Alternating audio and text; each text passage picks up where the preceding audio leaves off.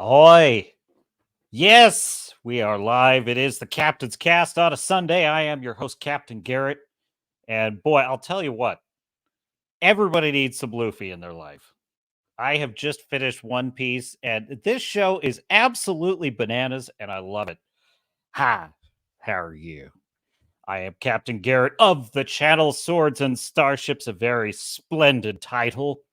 And I am here to talk all the things which entertain us swords, starships, etc. And we have Fu Man Blue in the chat. Ahoy! Ahoy, Fu Man Blue.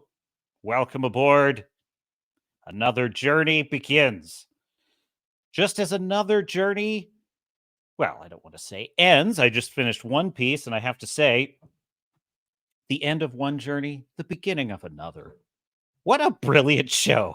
What a brilliant show is that. It's as bananas as it is.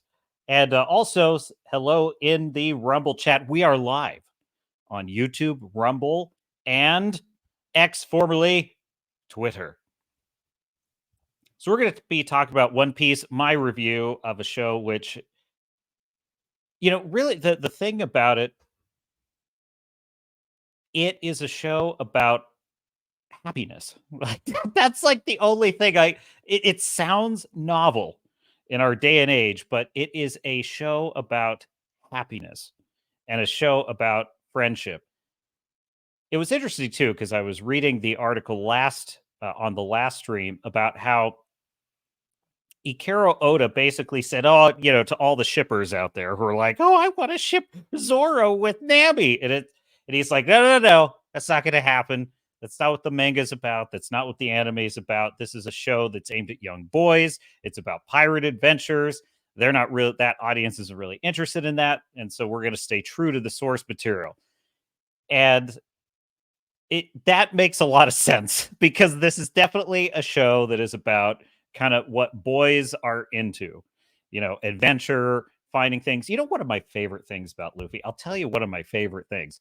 He sits on the figurehead of his ship, which is this giant ram's head, and he sits on the figurehead of his ship, and he's always just like, yes, off we go, yes, let's go. And I'm like, there's something about that that's like, you're never too old for that kind of magic. I know. Some people think it's a kid's show. It's a 90s kid show. It kind of is. It kind of is. Let's just be honest. But, there's an interesting thing about it. One Piece, as bananas and absolutely ridiculous as this world is, it manages to tell incredibly human stories. It manages to tell stories with profundity. Profundity. That is something I would have thought possible in a show where, old time pirates are mixed with kind of modern tiki bars. Like, what the hell is that? Footman Blue with a $5, I believe the appropriate nomenclature is Rumble Rant. $5 Rumble Rant. Well, thank you, Fu Man Blue. You are too generous. You are too generous, sir. Thank you. Captain salutes you. And enjoying the One Piece talk. Good. I live to serve. The captain is a servant leader. And so I am here to give the people what they want. And we're kind of in the warm up, we're in the warm up 5 minutes. Captain's getting loose, getting ready for some fisticuffs, a British tar. I don't know the rest of the words. Anyway, I really need to memorize HMS Pinafore in order to properly entertain you. We also now listen. I know what you're gonna say. Hear me out. We're gonna talk a little Ahsoka. Hear me out, okay? Listen. I really mean this. I'm pretty much done with this show. I'm not gonna be watching it anymore. Here's what I'm gonna do. I'm going to watch it once the last episode drops. I'm going to watch the rest of it, and then I'm going to cancel my Disney Plus subscription because I need to pile on Disney's massive collapse in Disney Plus subscribers lately. I kind of hate it that I even have the subscription for business purposes, but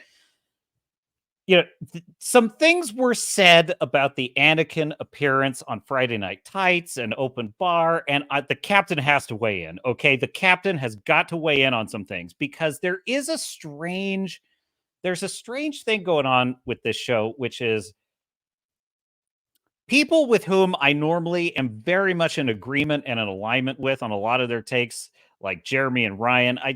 They are being way too kind to this ridiculous member berries appearance of Anakin. So I want to respond to a couple of things. And since they're not here, we're going to watch some of their clips and get into it. Yeah, yes, Fu Man Blue. Let me highlight the chat here. There it is. Yeah, it was heated. It was very heated. And I'll just tell you right now, I was on Team Gary and Az on this one. And but the other thing that kind of bugged me is Jeremy. This would be Friday Night Tights on Nerdrotic, hat tip Nerdrotic. The other thing that bugged me was that Jeremy was kind of like half praising the idea of Anakin. And by the way, I love all those guys. So this is purely just nerds talking here. It was bugging me that Jeremy was kind of half praising the Anakin thing, but he hadn't seen it. He's like, well, I haven't watched it, but it was super cool to see Anakin, the kind of flash that literally a scene in a show made for a GIF. And he's like, I'm so happy I got to see the Anakin flashing back and forth between Darth Vader. It was super cool. I'm like, well, maybe if I had only seen it in a GIF, I would have thought that. Unfortunately, I saw it in context and it was shameless. So I just have to have my say. So we'll talk a little bit about that. Also, I just discovered that there is a YouTuber named Griffey. I was going to say Giffy. It's Griffey. He does compilations of what I affectionately call the species that finds Disney Star Wars exciting. So we're going to, do you want to see some seals clapping? Maybe we'll take a look at that. Hey, let's talk a little One Piece though, because I got to tell you, something I enjoy? Something I'm kind of weird this way. Something I enjoy in TV shows is the delight of not knowing what I'm going to see happen next, like not knowing what to expect, not knowing how things are going to go. So I was watching the final 2 episodes of One Piece and I had that feeling kind of strike me. It's like, I have no idea how this is going to go. Because, look, the hero's going to win. You know that Luffy's going to convince so-and-so to give him the thing he wants. You kind of just always know that. But this show actually surprised me enough times that I was like, I actually don't know how this is going to go. And let's see, how much do I want to get into spoilers? I think I'm going to spoil a little bit of it. I'm going to say up to at least like the halfway point of the show. So that's kind of your spoiler warning, but I'm not going to get too much into the end of it. But I'll just talk about some of the things that I really loved about it. So I think one of my favorite things about this show is the theme of friendship. I was starting to think about this in terms of the Blake Snyder 10 Save the Cat genres, and I was thinking, if you were to take season 1 of One Piece, like what genre would it be? Well, I think it's pretty obvious from the beginning. It's essentially a Golden Fleece story. You have the road trip, obviously, is traveling across the sea. You have the prize, which is the One Piece, the titular One Piece. Your captain never misses an opportunity to use the word titular. Never. Not on my watch. So the titular One Piece is the prize. What is it? Golden Fleece. You need a road, a prize, and a team, obviously. And the team would be Luffy building his Straw Hat Pirates. And that's pretty textbook. However, what's interesting about the show is as you get into the later episodes, it actually starts to turn into a different genre. And I was kind of thinking about, really, when you get right down to it, rules for writing are not, they're more like guidelines than actual rules, in the words of Jeffrey Rush's pirate Barbossa. They're more of guidelines than actual rules. I look at them as this. They're signs pointing the way to a story that's going to not miss the pieces, that's going to have working parts. You know, art can't be totally constrained by rules. I understand that. You have to try things, you have to do, but there is such a thing as things that just don't work. And I do think we're kind of in a bit of a struggle in our culture between one side of the film critique, independent media community, who seem to want to lean on the crutch that art doesn't really have rules, and then you have the other side, which would be yours truly, and of course guys like Mahler and the Critical Drinker, who lean very much on the side I lean on, which is that art must be free to invent, but there are conventions of storytelling that work and really, in effect, are necessary. So, the purpose of the guidelines is really just to help point the way to what the working parts of the engine are so that you don't miss them. But that being said, are you going to build a Corvette or are you going to build a diesel, right? A diesel truck. That's kind of the decision you're making as an artist. Now, I think what really came forward by the end of this series is this, I believe, is a superhero story. It's a superhero story. It has, your hero that has a special power, a curse, and a nemesis. Those are the three major conventions you want to have in a good superhero story. Now, Luffy, who would be the superhero in this story, now he has he has one obvious superpower and curse. His superpower is he's got the stretchy arms, he's got the Mr. Fantastic Rubber Man power, which is cool. And then he's also got a curse, which is if he's exposed to seawater, it's basically like his kryptonite. Like he'll drown. You throw him in water, he'll drown. He's basically got the same weakness as Bruce Willis's character in Unbreakable. It's kind of funny. He's pretty invincible on land, but he's a seafarer. He's a pirate who's weak to seawater. That's a pretty bad weakness. That's a pretty severe weakness. So you got that. However, I don't actually think that's only one side of it. There's another superpower and another weakness that he has in the show. His other superpower is the kind of less obvious one, which is the ability to win people's hearts. Like he has the ability. Maybe that's how could I articulate this? I would say it's not specifically that he wins people over. It's that he's able to inspire people to be their best self. And that in turn inspires their loyalty. So he has the ability to get the best out of people. And I think that's a really awesome superpower. But his curse is that he is unwilling to compromise ever on his dream. Like he will not compromise on that moral principle, which is that everyone must pursue their dream and no one can ever interfere with that pursuit, even up to and including death. So he's really, and that is a big weakness because it often expresses itself in the show as foolhardy naivete. It expresses itself as sometimes arrogance, and pride goeth before the fall with Luffy often in the show. And then, of course, that brings us neatly along to his nemesis. Now, at first, it appears that his nemesis, at first I thought it was going to be Axe Hand. And then I kind of thought, well, his nemesis is like the other pirates who are competing with him. And then it turns out his nemesis is actually the Vice Admiral, who is played by, who is the actor who plays the Vice Admiral? He is absolutely excellent. Garp, Vice Admiral Garp, played by Vincent Regan, who plays this deadly serious. All of these characters do.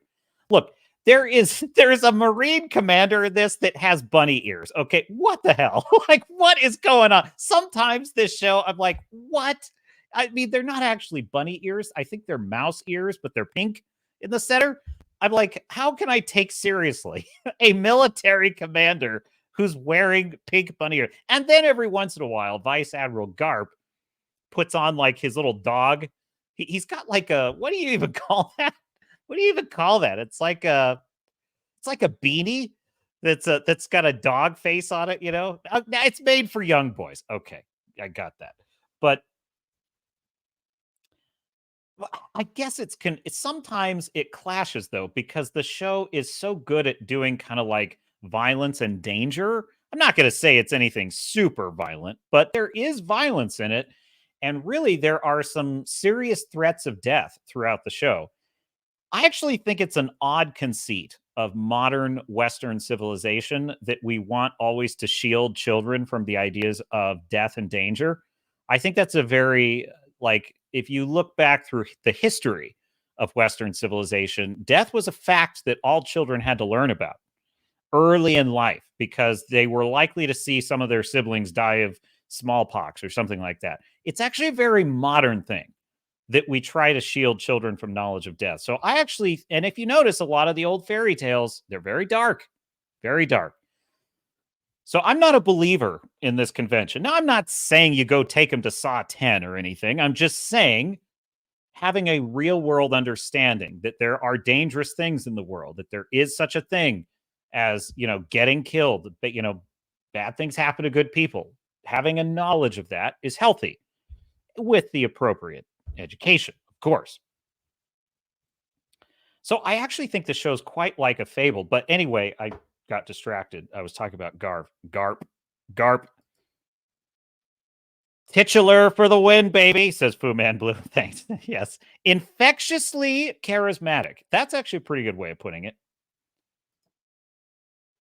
Fu Man Blue says, I'm going to start feeling things if we don't see Star Fury tonight. I hope we do. Well, maybe Star Fury's got a new shift at work or something, Hey, it is, or the captain must step up his game.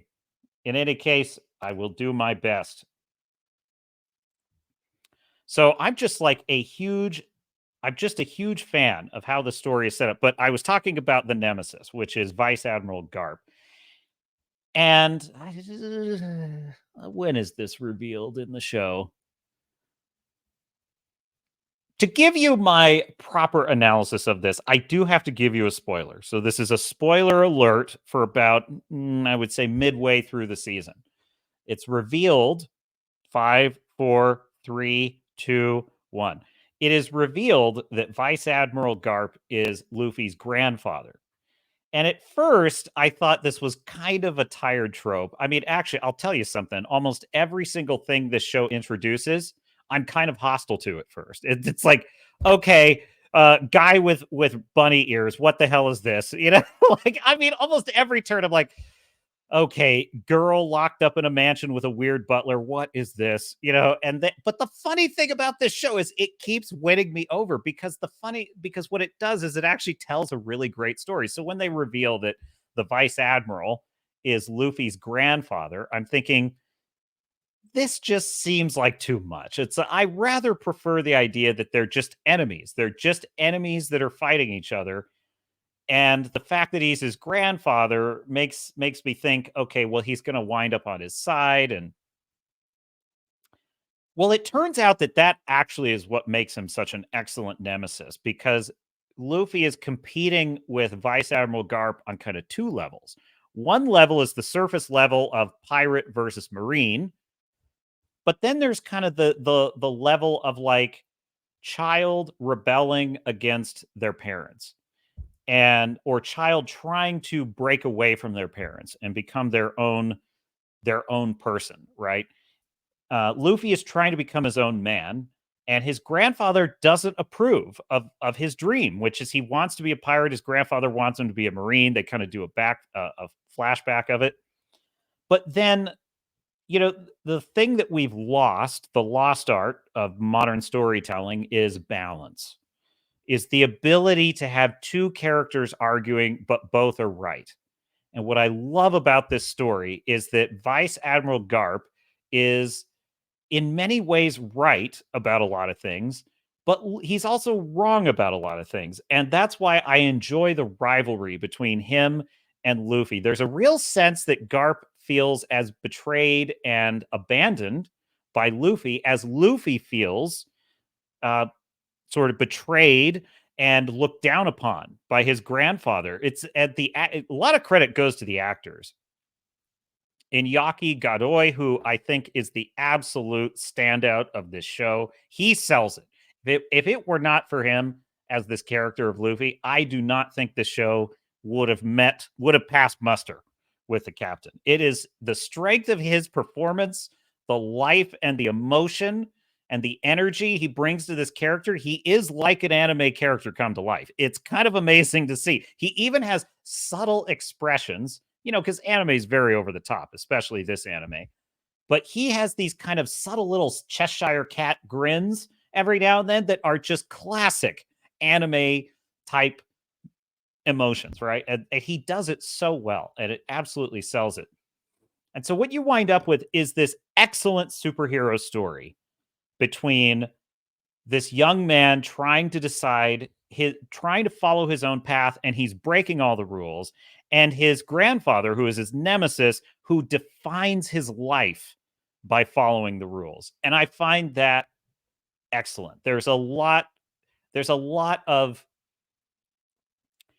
well, as I said before, it's profundity. It's a profound story because it doesn't simply settle for, it's the young generation's time. The old farts just need to get out of the way. Like a lot of these modern, especially in woke storytelling, you get teenagers are always portrayed as kind of brats, but unironically, they're portrayed as the hero. They're right about everything. They're telling their parents what they should be doing. Oh, Ant-Man and the Wasp: Quantumania, perfect example. Her father, Cassie's father, has literally helped the Avengers save half of all existence. And she's in the back of his car saying, well, you don't do enough, Dad. And the movie clearly agrees with her. The movie clearly agrees that she's right and that her father needs to learn from her. Rather than take that kind of an approach, this story takes a balanced approach, which is that both characters have a point and both characters are headed for a fall. And I think that's really well done. There is a push and a pull that represents how it, real life, which is fathers and sons, or in this case, grandfathers and grandsons, having to negotiate their cross purposes, having to negotiate their differences about how one should lead their life. And at what point is it time to let go? It's very good. It's very well done. Screamin's in the chat. LOL. Greetings. Didn't know you'd be on now. 1 p.m. every Sunday, Screamin. The captain will be here. And welcome aboard. Glad to have you. Nice to see you. Welcome to the lurkers also. And we're talking One Piece. We're talking One Piece. Do you need some joy in your life? Do you need to actually just a pick me up?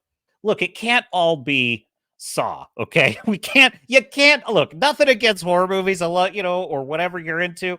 Once in a while, you got to come up for air. And I just feel like One Piece is that story. It's kind of a series of fables. It really is. It's a series of kind of classic fables.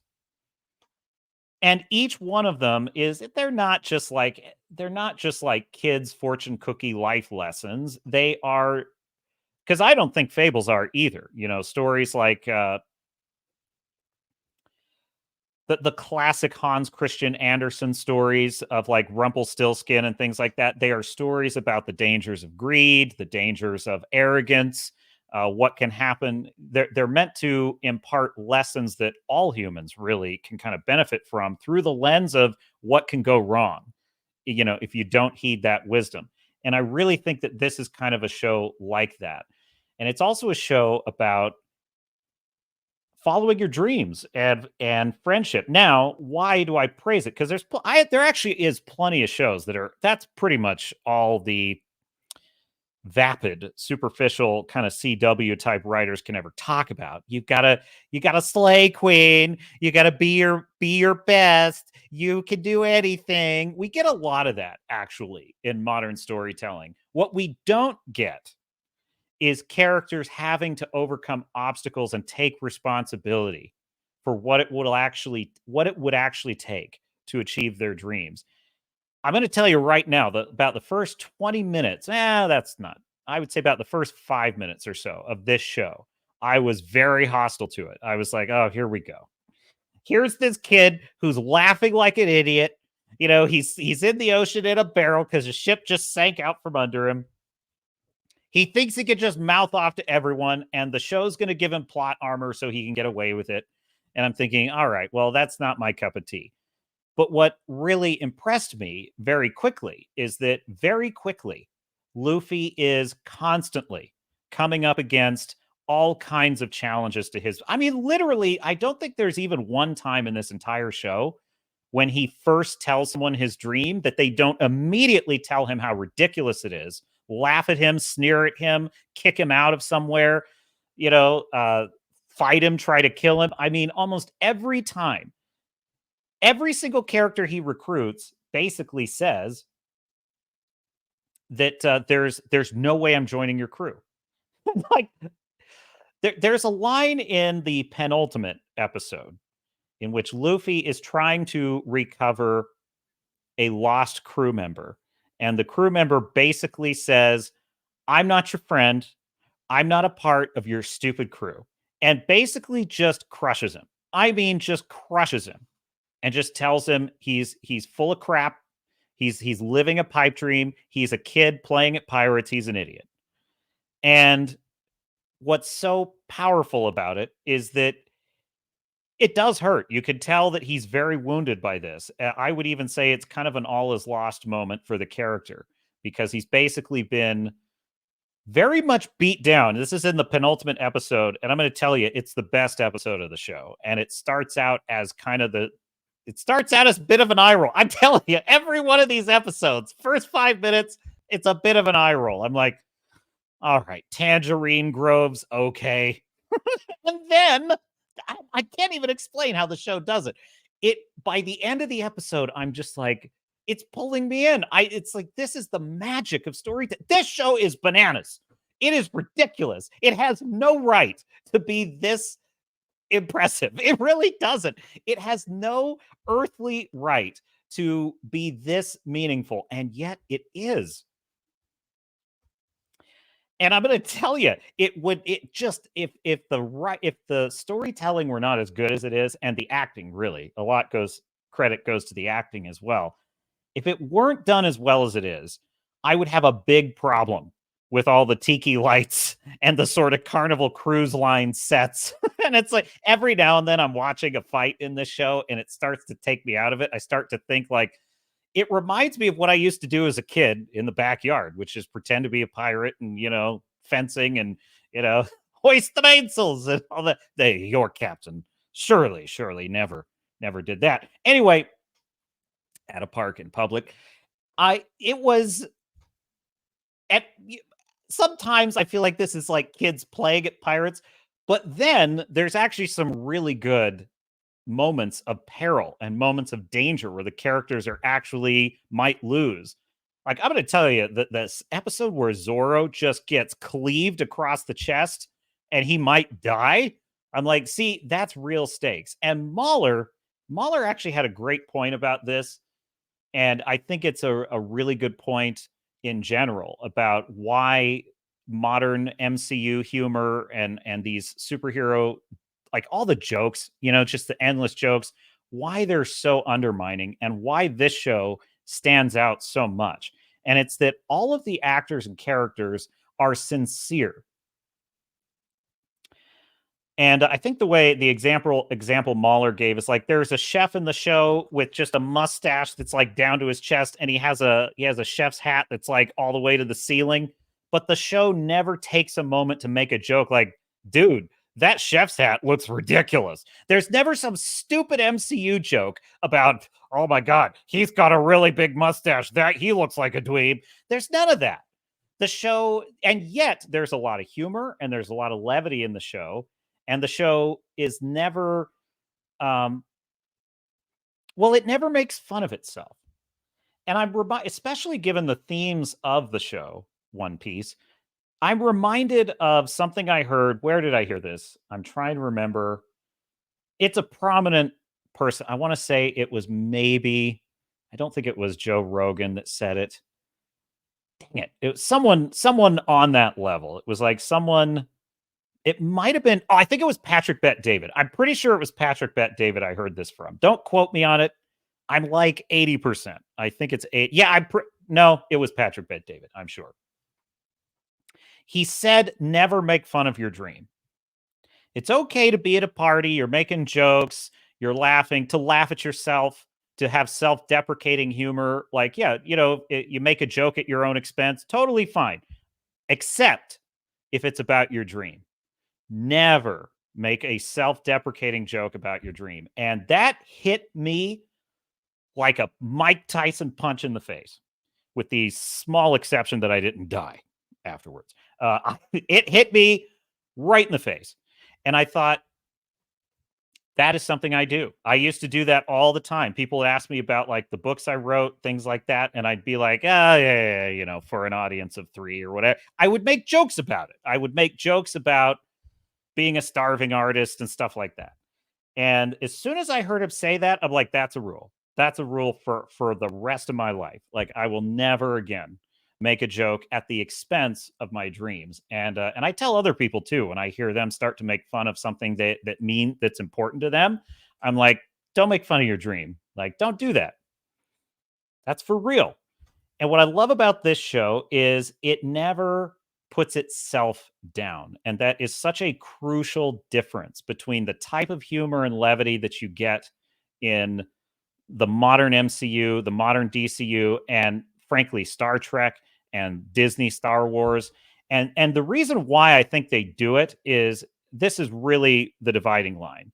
If the show's showrunners, writers, actors don't take seriously or don't like or don't understand or some combination of all three the property that they're adapting or creating, then that's what you get. You get these kind of self-deprecating, self-conscious jokes because they lack the confidence that their audience is going to buy into this, that they're going to suspend disbelief. And I'm telling you right now, I think a lot of what happened to Kurtzman Trek, like, these people think Star Trek is dumb as hell. They think it is they think it's stupid, but they kind of like they like the idea that it's a platform. That they do like. They like the idea of Star. I'm talking about Kurtzman Trek, right? Like Strange New Worlds and Discovery and all that. STD.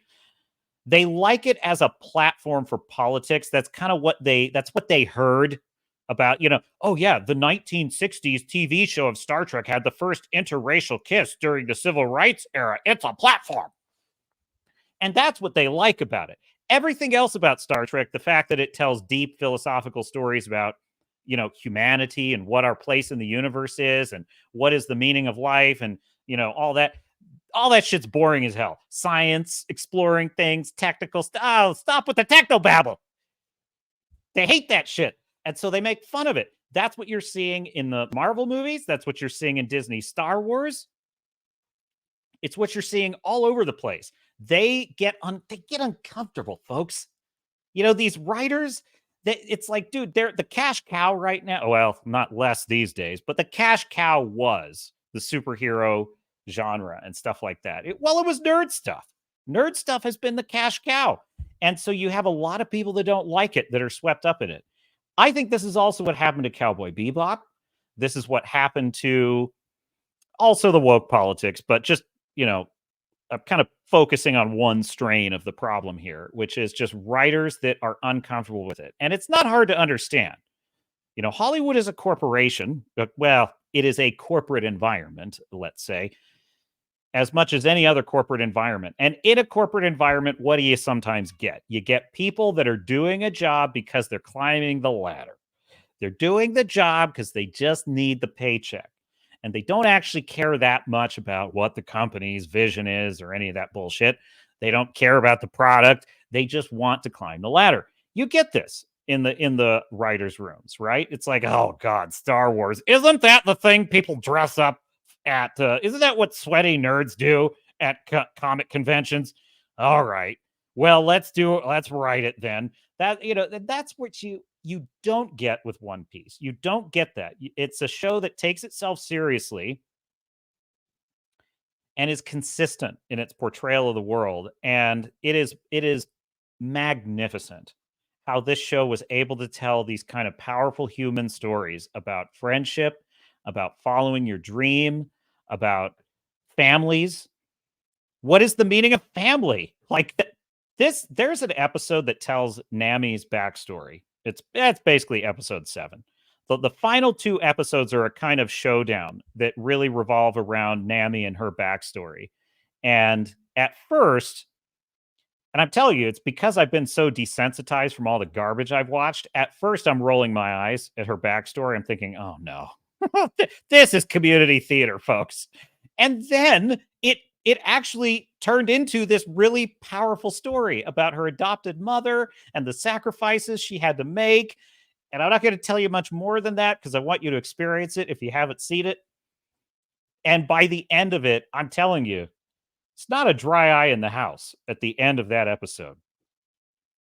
Frankly, at the ends of Sanji's episode, there's not a dry eye in the house at the end of that one, and the end of Nami's kind of story arc. I'm telling you, the crowning moment of this entire series is at the very end of episode 7. It is absolutely the hype. It is the best part of the entire show. And that's not to discredit the 8th episode, the finale, either, because this is what in a story structure you call the break into 3, which is essentially the break into the final act. And the break into 3 comes after All Is Lost and the Dark Night of the Soul. And so Luffy has a really amazing All Is Lost moment. And then Nami, frankly, the whole Straw Hat gang has a really good All Is Lost moment. And then you have the Dark Night of the Soul, and it is dark. It is very dark on that night. And then you have that's all I'm going to say. It's just the best moment of the show, I thought. And it's like, how hard is it, folks? Like, if this bananas, wacky, ridiculous show can tell a story that makes this, crotchety captain like it, that makes me feel something, that's kind of amazing. It means any show can do it. It means that to waste Anakin Skywalker, which we're going to talk about later in the stream, is criminal. It's negligence, criminal negligence. But yeah, let me catch up on some of the chat. Screamin' says modern anime is mostly garbage, but there are classics out there like Trigon, Dragon Ball, Ergo Proxy, Hellsing. Yeah, anime. It just depends on your taste, I think, because like Dragon Ball's not really kind of my thing. I tend to get checked out when it's a story that's like super over the top, crazy. Like when Luffy he calls out his attacks and stuff.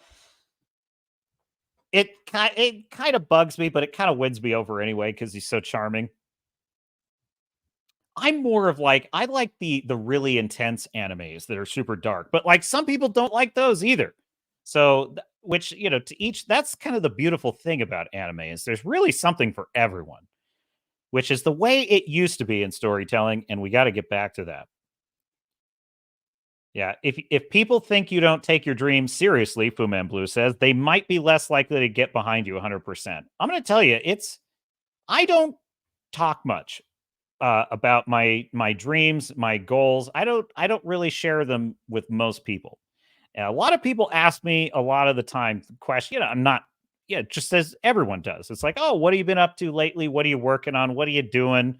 And I'm careful. I'm careful with who I talk to, and it's because you get naysayers, and naysayers are well-meaning people usually who they don't mean you ill, but they are unconvinced and they're going to tell you all the reasons why it can't work. And I've even literally had a conversation with someone recently. I was like, talking through something, a problem I was working on, and they were just telling me all the things and I said, you know what? I don't need to hear why it's not going to work. I don't need that. Please don't share with me any more reasons why it's not going to work, because trust me, this brain is full up on that. What I need to hear is either how it can work or nothing at all. Like, that's basically what I'm looking for. It's tough, right? You gotta. And so when I share what I'm working on or what my goal is, it's usually with someone I trust to to be supportive. And I try, I'll tell you something. I used to kind of be just unconsciously, and a lot of people don't mean to do this, by the way. I'm not like saying someone's a bad person for doing this. It's just how people are. They just don't even, I used to be this way as well. You know, you'd hear someone say, I want to do this when I grow up. And you'd be like, I don't know. That doesn't sound like that's going to work out. Now, when I hear someone, I notice this too, people tend, the bigger the dream, the more cautious someone is when they tell you. And I recently had someone I know I'm close to in my life tell me about his dream. He said he wants to own a football stadium. And he kind of had this like this very cautious tone, like, yeah, I mean, it's I know it's crazy. He was kind of doing that thing where he's like kind of walking it back even as he's saying it. I said, hey, listen, I will never tell you that your dream is too big. That was the end of that. And that is my attitude. I will never tell you your dream is too big ever, because it isn't. It isn't. And you know, I love Luffy's attitude. Luffy's attitude is probably what sold me on the whole show, which is at one point in the show, it's around episode 4, someone flat out tells him in one of the many times in this show, the poor boy is just crushed. It's like they crush him. They crush him over and over in this show. And they say, Luffy, look, you are never going to be the king of pirates. And it's a naysayer. It's not a hater. It's a naysayer that's telling it. It's Zoro. Zoro's telling him this. And he means well as he's telling Luffy this. He's just being honest with him. He's like, look, dude, I get it. I'm on your crew. It's cool. This ain't going to happen, bro. You just got to get used to this idea. And Luffy's just, you know, he's not capable of being persuaded that he's not going to be the king of pirates. And what's his attitude? His attitude is, you know, I'm going to be the king of pirates. And maybe I won't be. Maybe I will die before then. But if that is what is going to happen, then I'm going to die because I'm going to be the king of pirates. And I'm like, I just love this guy. He's like, that's the attitude you got to have, is like, it's not the, yes, the destination is, I'm not one of these people that's like, it's the journey, not the destination. I'm like, no, it's both. It's both. The destination matters. But if you're not, if it's not worth it to you to be on the journey, like if the journey isn't something that you want, then why is that your destination? And so I kind of like that Luffy's like, this is my dream, and it's the pursuit of it. It's the pursuit of it that makes life worth living. So whether or not I succeed, it's a life well lived. Damn! Profundity, folks. My dear sailors and star nuts, please like and subscribe if you haven't already. That is profound in a show that is as ridiculous as I have ever seen. And yet quite brilliant. Quite brilliant. Fu Man Blue is now a monthly supporter on Rumble. Wow. Fu Man Blue, thank you. You know what's amazing about Rumble? You don't even have to ask to be monetized. Rumble just monetizes you. It's like, here you go. You're monetized now. I'm like, oh, cool. I like that. Hat tip to the Rumble crew. I get more views on Rumble on the live streams than on YouTube, which is awesome. So hail Rumble. Love it over there. Screamin' says Ghost in the Shell, which, by the way, what a great show is Ghost in the Shell. Ghost in the Shell is also classic, which tackles questions like, what is alive? Is there a soul? Can machines live? If you become more machine than human, are you still you? Oh, dude. And about the dangers of transhumanism and hacking cyber people. Dude, that's what science fiction used to be about. Like that's proper science fiction is what you're describing. Ghost in the Shell, excellent. Excellent. That's the kind of anime I like. That's like, have you ever seen have you seen Appleseed? Was it Masamune Shiro I'm thinking of? Appleseed? I love Appleseed. I think that's an excellent, two amazing, the films is what I'm referring to. I love Appleseed. I liked a lot of Neon Genesis Evangelion. That one kind of bugged me, though, just because the characters never grow in that show, which kind of bugs the shit out of me. And the ending was pretty bungled. You know, when I was a kid, they were airing the anime series Escaflowne. I loved Escaflowne. That was like that was my absolute jam. What else? What a Blue Gender is like one of my favorites of all time. When I was a kid, they had the Grimm's Tales in anime form, and I loved those. They were anime versions of the Grimm's Tales, like Cinderella, Rumpelstiltskin, like all those classic stories. That one was really good, and they were slightly darker than the Disney versions, which as a kid I liked because I was watching them and I'd be like, that's not how the story goes because I've got the Disney story in my head, and I'm like, but I kind of like this better. It was because they were properly done. So yeah. Fu Man Blue says, I'm not messing with YouTube anymore. I'll hit the thumbs up over there. Nice. Thanks, Fu Man Blue. I appreciate it. I do. Oh, Tom is in the chat. Ahoy, Tom. Welcome aboard. So good to see you. Yes, absolutely. It's nice to talk about something that is awesome, which is what One Piece is. You know, I can't just there. It's not even really part of any like larger, more meaningful critique. But there's a scene in the opener to episode 7 when they're playing poker, which I love poker. I used to play a lot of poker, and I just whenever poker is on the screen, I start to roll my eyes in advance because for whatever reason, about 30% of the time you see poker on a show or a movie, it's accurately portrayed. You know, it's like portrayed in some way, like how an actual poker game would go. And I think what annoys me about why it's so often misrepresented is the fact that it's a very it's a very dramatic game by its nature. So there's no reason to get it wrong. Just like have it be authentically portrayed. So Nami is playing poker with these pirates. It's a very small nitpick, but they're one of the pirates says all in, which is of course the most dramatic moment in any poker hand, which is fine. And he pushes all of his chips forward into the pot. And I'm like, all right, that's cool. And then she says, all in. And then she pushes all her chips into the pot. And I'm like, no, that's no, what you say is call. The bet is the all in that you call. But then of course I have the question of like, why is she pushing in all of her chips? If he's who's got the bigger stack? That's my question. Who's got the bigger stack? Because if she puts in all her chips and he puts in all his chips, one of them is getting screwed in that deal because they're putting in too many chips. Apropos of nothing. So, but why? Why get it wrong, folks? Just do poker correctly, okay? But I guess this is probably how anyone who just knows a subject feels when it's portrayed in a movie. I'm sure that like when cops are watching cop dramas, they're just tearing their hair out. Say, oh my no, that would never happen. I'm amazed by how shows I watch like crime dramas that look really technical.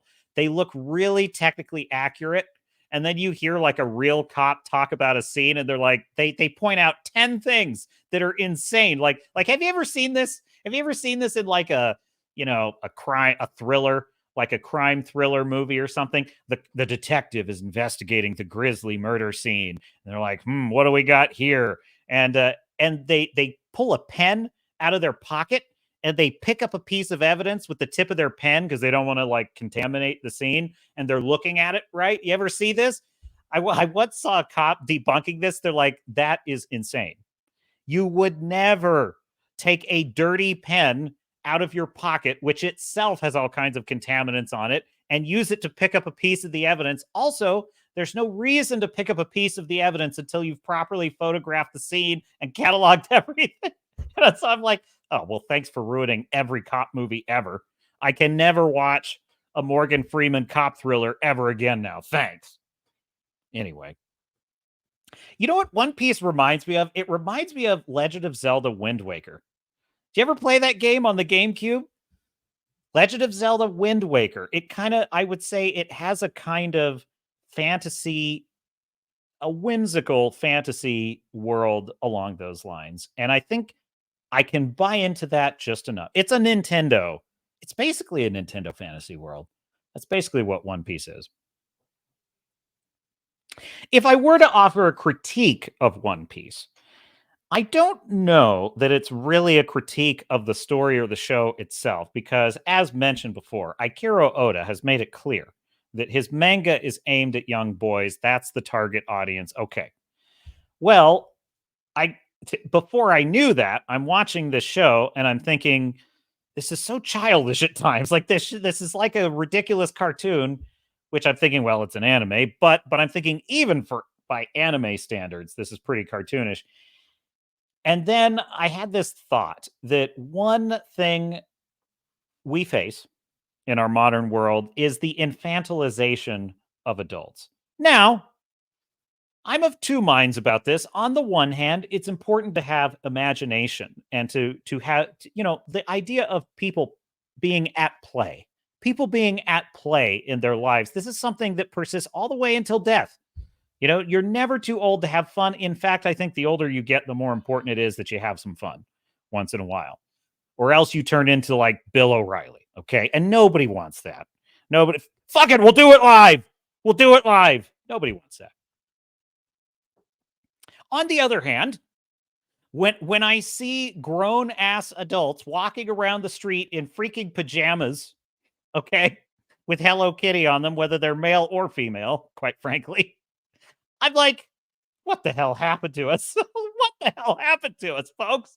This is ridiculous. I'm going to tell you something right now to anyone that's in the international audience. This is my number one point of shame as an American, which might be a bit of hyperbole because I could probably name one or two others. But I'm just going to go with it. The most shameful thing about that's very few, by the way. The positives far outweigh the negatives. I'm just saying, if I had to like dig deep here, one thing I'm ashamed of as an American is how we dress.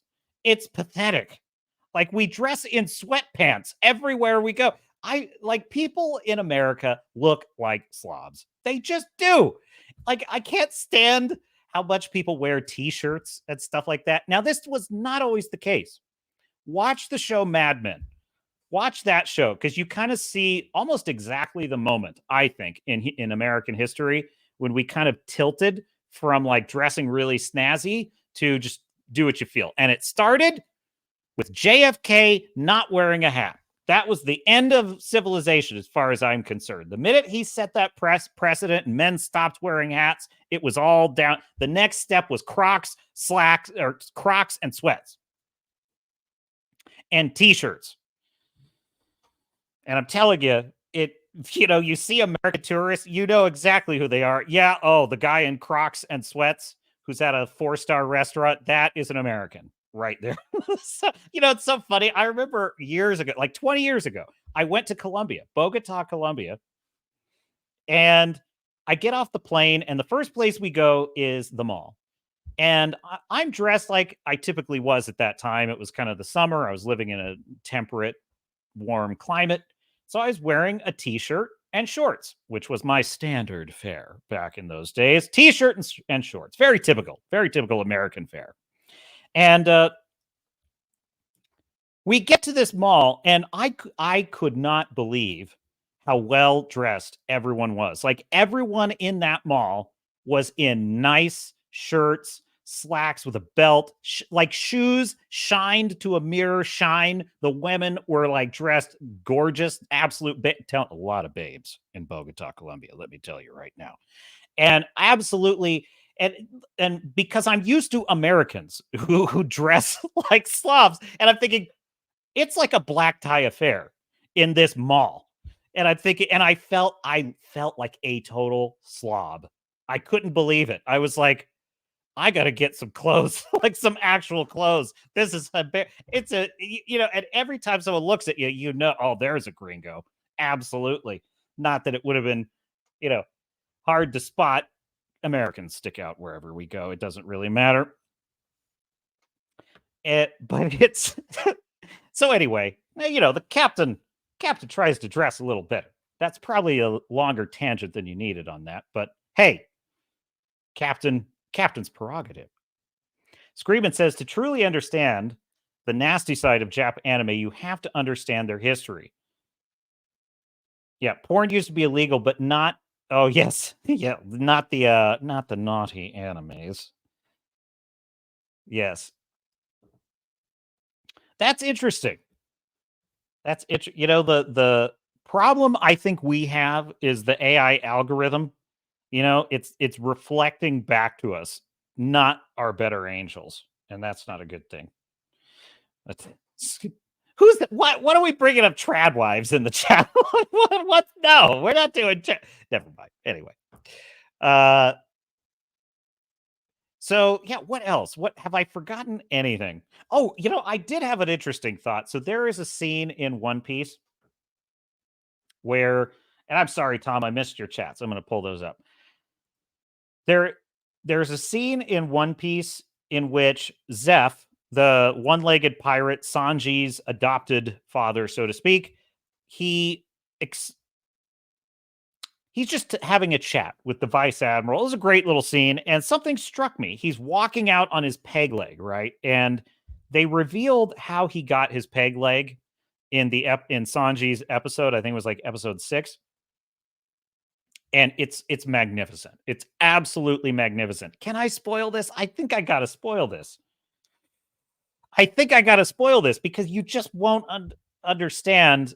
Well, I guess you will. If you've seen it, you'll know what I'm talking about. So maybe I don't have to spoil it. All I will say is he loses his leg in an act of total self-sacrifice that is at just toe curling. It's like it's an act of self-sacrifice that is extraordinary and it's powerful. It's like emotionally powerful and it's part of a kind of fable. It's flat out like just a fable that's telling you kind of a philosophical moral lesson that was beautiful, absolutely beautiful. And I'm thinking about when this character at the peg leg is now walking out and the camera starts at like his peg leg and then kind of, um, pulls into a wide shot. And I couldn't help but think how different my perception of this character was now. I'm like, I look at his peg leg and now it's not just a pirate with a peg leg. Now it's, wow, I just can't help but think of that powerful story when I see and how meaningful that sacrifice was. And I then thought of Nick Fury getting his face scratched by a kitty cat and losing his eye. And I'm thinking, wow.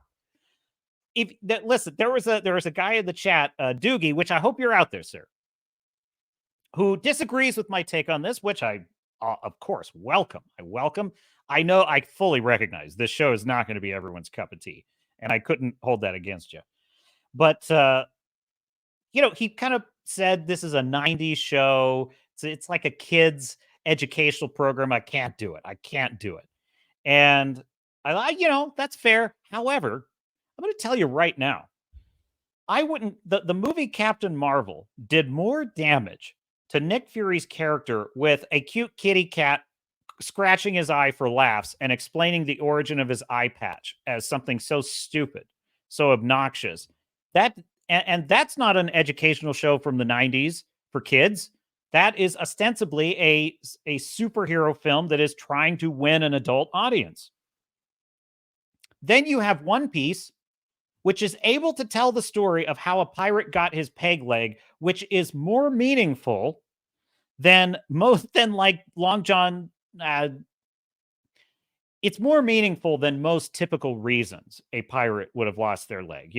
Typically the reason you had a peg leg in the 18th century was because a cannon shot it off, or it was amputated because it was infected from a wound. That's really, peg legs were really not that uncommon in that era because amputation was about the only way that you could save someone's life from a serious wound to their limb. So it was common. But it's amazing how such a common trope of pirates was turned into something so powerful and so meaningful that didn't just tell a great story, but that literally me as the audience changed my entire paradigm every time I see the character now. I have a totally different view of this character now that I know the story of how he lost his leg. And I'm thinking, now, that is what we were denied with Nick Fury. That was what was taken away from the audience with the kitty cat scratch. And I'm one of the audience that at first I just thought it was funny. And I was like, yeah, that's really hilarious. It's not until you think about it later and people actually make the point, at least for me, that I suddenly realized, like, oh my God, that's awful. That's exactly why it is. And I'm thinking, this is what makes One Piece to me such a standout, because it's able to take really simple tropes and spin them into a pretty damn good yarn, a pretty rip roaring yarn, if I do say so myself. And Tom says, "Don't abandon ship, Fu Man. Unless I should join you, sell me on it." Well, I'll tell you what. YouTube, the ads are getting obnoxious on YouTube. Have you seen this lately? There's a lot more 15 seconds non-skippable. There's like a lot more. I mean, all my live streams lately, they've made a change where now it's going to be multiple ads within the streams. And, anyway, I probably shouldn't knock YouTube. Thank you, wise and powerful YouTube, for this platform. Rumble is where liberty lives, though. Anyhow, there it is. Fu Man Blue. There is a new guy there with a lot of interesting info and good takes. So go to Rumble as well. Do both. You got multiple tabs. Look, this is not the 2000s anymore. You can do tabbed browsing. You can have Rumble and you can have YouTube. You can have the Captain's Cast on, you can have it on X as well, because we are live on X and Twitter, is the Captain's Cast. So, what's so interesting too? I like that we can have on One Piece characters that clash. Maybe the better way to put it is they're foils to each other. They kind of have a personality, and they each play off of each other. So Zoro and Sanji kind of have this back and forth, this kind of rivalry, which I really love. Sanji's very refined, he's very sophisticated, and he's a ladies' man. Zoro is moody and kind of stoic, and he's very grouchy. And so these two characters are kind of always making fun of each other, which I think is great. And there was a line in which Zoro says, Nami said she doesn't want to be part of the crew or whatever. And so he's kind of like taking that side of the argument. And Sanji says, "Oh, you don't know women. They never say what they mean." I thought, now there's two things I like about this. Number one, based. Three things. And number two, I like that this is just part of the fact that, that Sanji is identifying something about Zoro that's kind of true. It's like he's not very good with the ladies. He doesn't really, he's a tough guy, but he's not really good with he's not much of a people person at all, quite frankly, which I think is funny. But then thirdly, it doesn't have to be true or correct or right, or it's just his opinion as a character. It's just his opinion. And he happens to be correct. Whether his statement is correct or not is quite beside the point. He happens to be correct that Nami is not being totally honest about that. But I like that we can have a show where that one is not, that line can just exist there, and we don't have to take it as that. Oh my God, this is such a misogynist show. It's so misogynist. Sanji thinks this about. It's like, dude, who cares? He thinks this. That's all. It's a character. It's what he thinks. There's a weird thing with I have to talk about the difference between storytelling and propaganda storytelling, which is what all woke storytelling or leftist or SJW, just to get all the thesaurus in here. It's what all of their storytelling devolves into. And I find this quite bizarre, honestly, because if you actually want to tell a meaningful story about a political issue, as the wokies claim to want to do, you should endeavor to tell a authentic story. Right now, I would argue that the reason they don't do that is because a lot of what they believe is based on lies, but that's beside the point. If you want to convince people of your worldview in a storytelling format, you must also show that worldview being challenged meaningfully, I believe. If you don't offer a meaningful challenge to it in the story, it's the storytelling equivalent of junk food, aka it's propaganda. You're just presenting an idealized version of what you think, of how you believe reality is. And for some reason, they don't want to present a nuanced story that challenges their idea in order for them to then put their idea over. Rather, they become very distressed when any character of any kind expresses something that contradicts their worldview. So let me get this straight. You want to tell a story which critiques, let's say, male chauvinism, but you would not want to have any likable character ever say something that's chauvinistic. Well, then you're never going to be able to tell a meaningful story because it is just a fact that you can be a male chauvinist and even still be likable and charming. I mean, look, there's a reason why womanizers are womanizers. You watch the show Mad Men. I'm going to, Mad Men is essentially a show about a man who is deeply lost, that being Don Draper. It's a show about a man who has built his life on lies and he kind of knows he's a fraud. I mean, it's more complex than that. I'm just kind of taking one kind of main through line of the story, which is that, look, he is a man that has kind of built a house of cards for himself in his life. His marriage, his work, his professional life, even kind of his own view of himself are all, even his name, is kind of a house of cards. And that's a really interesting element. And yet, even though the show clearly portrays that Don Draper is something of a womanizer, I wouldn't say he's like a super male chauvinist. He's actually one of the more sympathetic to women characters in the show, but he's also a product of his time. But what's interesting is the babes love this character. Everyone loves Don Draper. He is the man. And he's got a lot of problems. So this is my point. It's like if you want real storytelling, you have to accept the idea that someone who does not agree with 100% of all your views can still be a good person and be likable. Which is a long way of saying that when Sanji said, you don't know much about women, they never say what they mean, I thought it was delightful. Not because necessarily that is a truism, but because this is clearly a film, a story world which allows for people to just be people. And that is so delightful. It's such a refreshing breath of fresh air. In fact, there's actually a really good allegorical tale that's buried in this with the character of, what the heck was his name? Arlong. Arlong, who is the fishman pirate. Now, I really like this character. I really like the fishmen. I thought that, I have to say, it's a little bit bonkers, but the makeup effects are super cool with the fishmen. And I like that they kind of have these savage, superhuman qualities to them, which is pretty awesome.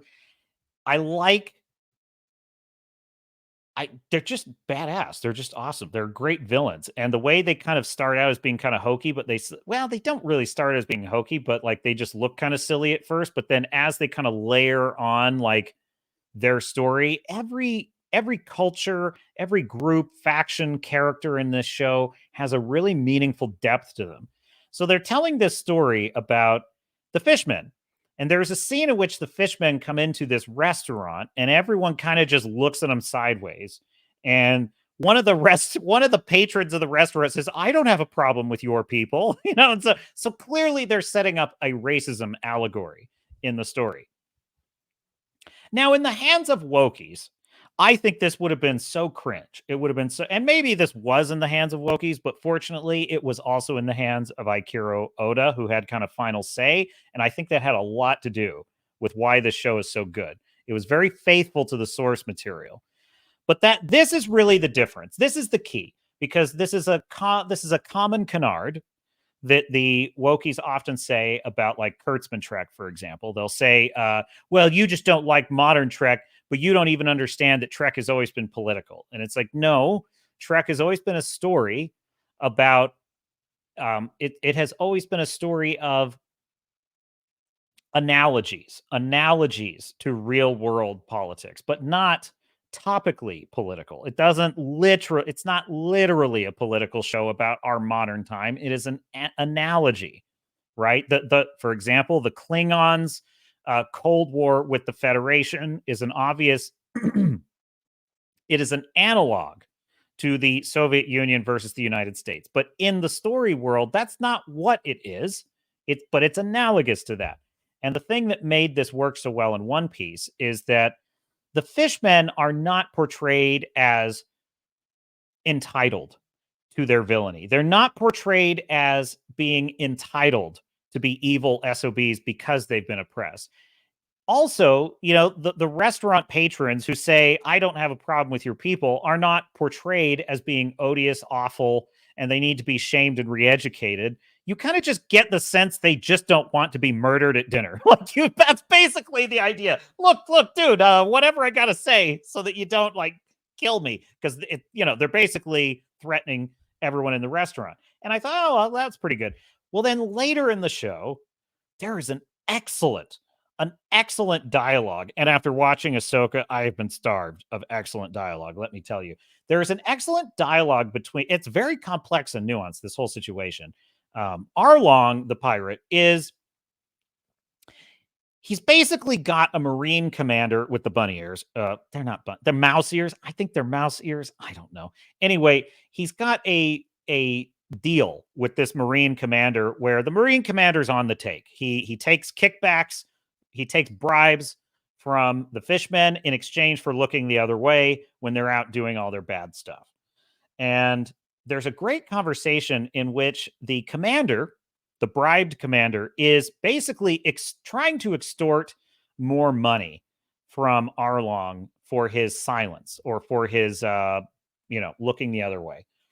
And in the midst of that conversation, Arlong kind of gives him more money, but then he kind of starts spinning this story about how the fishmen have been oppressed. Your people once enslaved us, and he starts telling a story about how the fishmen have basically been second-class citizens and they've been enslaved. And then the commander, the Marine commander, tries to kind of smooth it over and says, well, I have no problem at all. I sympathize with the plight of your people, and the world government has abolished slavery.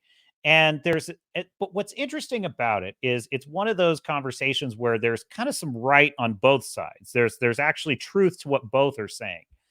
And essentially this is a guy, Arlong, this pirate, who wants to get revenge for all the years in which fishmen were enslaved, because slavery has been abolished in this world, which I thought was it was very interesting how they kind of set this story up in layers. And Arlong is basically saying, I want to get revenge. And I thought, what's interesting about this? If you're kind of an SJW watching this, of course, this is red meat where you're going to think, oh, this is an analogy of slavery and white supremacy and all that stuff. And you're not wrong. But what struck me is it's also an analogy for the viciousness of the woke ideology, because basically here is a pirate who is saying it's not enough for me that there's no longer slavery or that our people have achieved all this independence or wealth or any of that. It's no, I want humans to be enslaved, and I want them to be humiliated and feel exactly what we felt. In other words, he wants revenge. And I thought, hey, that's an excellent villain backstory. I really loved it. And it added a lot more. It really raised the stakes in the story at an excellent moment. So it's just excellent for him as a villain. But also, I liked how the power in that conversation starts with the commander having all the power in the dialogue. And then as soon as he realizes that this guy's got kind of a murderous intent behind everything he's doing, suddenly he's like, you know what? Our usual fee will be fine. And he gives back some of the money because he's so terrified of Arlong. And I thought, now that's brilliant writing. That's great writing. And it's great also because, the guy has a point. We abolished slavery. That's a good thing. And here's a pirate who is justifying his murderousness through injustice. He's using the injustice done to fishmen to justify the fact that he's a bloodthirsty murderer. And I thought, how brilliant is that? How brilliant is it that there's truth to what he's saying, yet the show is not letting him off the hook? In fact, I have said this is a superhero story. Luffy is our superhero. And, I watched the movie Blue Beetle, which is also a superhero story. And in Blue Beetle, the number one ingredient I think that was missing from that movie was Jaime, the Blue Beetle, having a moral purpose, a moral objective. in the story. He did not have any moral objective. You know, Spider-Man has to defeat the Green Goblin. Batman has to stop the Joker. You know, Jaime had none of that in Blue Beetle, and it killed the whole movie. It just killed all of it. There's plenty of other shit wrong with Blue Beetle, but that was the number one killer blow, is he just had no agency. Well, you compare that to Luffy here in One Piece, and there is a scene in which Luffy and Arlong face off, and they begin to argue about this very point. And Arlong says, "You humans deserve to suffer our humiliation." And he goes into his long moralizing speech about all the oppression the fishmen have suffered. And Luffy just gives it right back to him. And he's like, "No, you're a murderer. You hurt people I care about. Everybody deserves to be free. Everybody deserves to pursue their dreams. And you're not getting off the hook just because you suffered some injustice. The fact that you've hurt my friends entitles you to an ass kicking." And I freaking loved it. I wanted to stand up and cheer. And I'm thinking, this is why Hollywood cannot write heroes anymore, because that's a hero.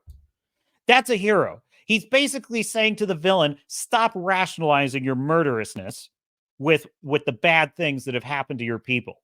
That doesn't entitle you to go around murdering people. You know, and I just and Luffy, because he's been constructed correctly as a character, has the moral foundation to actually say that. You know, unlike, Wanda from WandaVision, who's just enslaved an entire town, has gotten off the hook. Well, the fact that she finally does the right thing is what entitles her to like some kind of moral praiseworthiness in the story. And it's like, but that's so unearned. And that's a common problem with superhero films these days. So I can't help but think of like Captain America, that first Captain America, the first Avenger, which I think is a really underrated film and just one of the best of the MCU. And that theme, that through line of the whole story of like only a weak man can appreciate strength. The fact that Steve Rogers is selected for the serum really for two reasons. One, that he is a weak man who will know what it means, who will know the precious gift he's been given and be able to appreciate it properly. But also it's his moral character. It's the fact that even though he's weak, even though he can't stand up to bullies, he still tries. He still tries. I see a lot of that kind of quality in the character of Luffy, quite frankly. I get the feeling watching the character of Luffy that even if he didn't have the rubber man powers, he would still be the same person. He would still be out there doing his best, fighting with his last breath for his dream and for the dreams of his friends. I'm going to tell you something. The way this show comes together at the end, it's beautiful. Now, Jeremy over there at Geeks and Gamers says it's as good as Stranger Things. I'm not willing to go quite that far. I'm not willing. Stranger Things is still higher in the rankings for me. But that being said, well, should we just call it, folks? Should we just rate this show? Out of how many bars? Out of 10 bars on the epaulets, how many would the captain give this show? I always kind of just go off instinct on this one, having given you my case. Do we? Fu Man Blue says, yeah, I already caught that one. Rumble chat.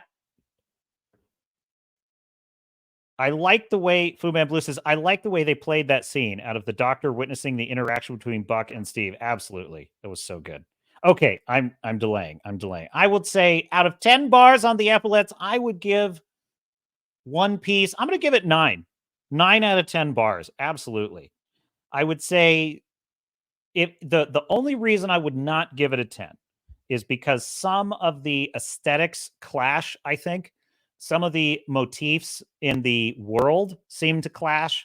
Now, look, the snail phone, fine. I can forgive the snail phone. It's more about like just some of the environments take me out of it. Sometimes I feel like, oh, this is a fun pirate world, and sometimes I feel like this is a Carnival Cruise Line tiki bar. Okay, that's all it is.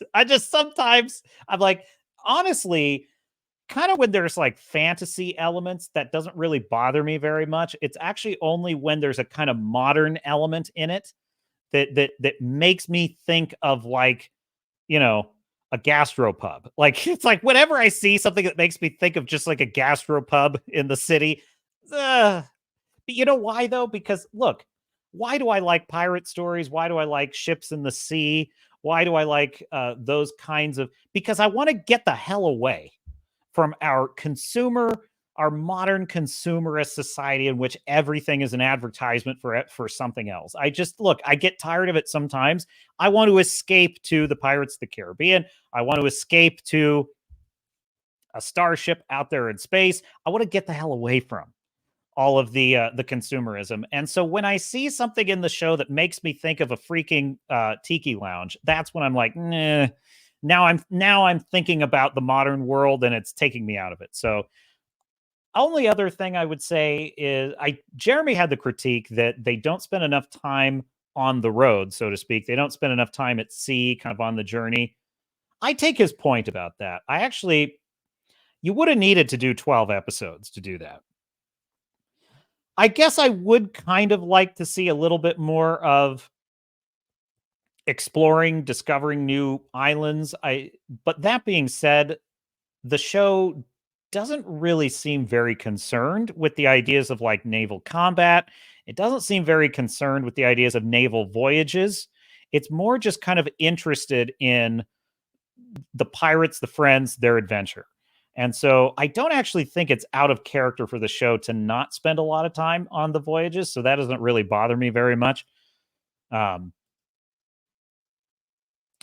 I guess the only other critique I would have of the show is that sometimes the choreography is a little wonky, and sometimes it's just the infantilization factor of it, I guess. Sometimes I feel like I'm watching too much of a little too much childishness sometimes. But it's very quickly, brought back by the amount of just awesome thematic, profound human storytelling. It's, I honestly look at it as it's like watching a live action Fable. I really do think that's kind of what it's like. So, very minor critiques. Overall, 9 out of 10 bars in the epaulets. This is an absolute standout. It's one of the best things Netflix has ever made. It's fun. It's happy. It's a happy show.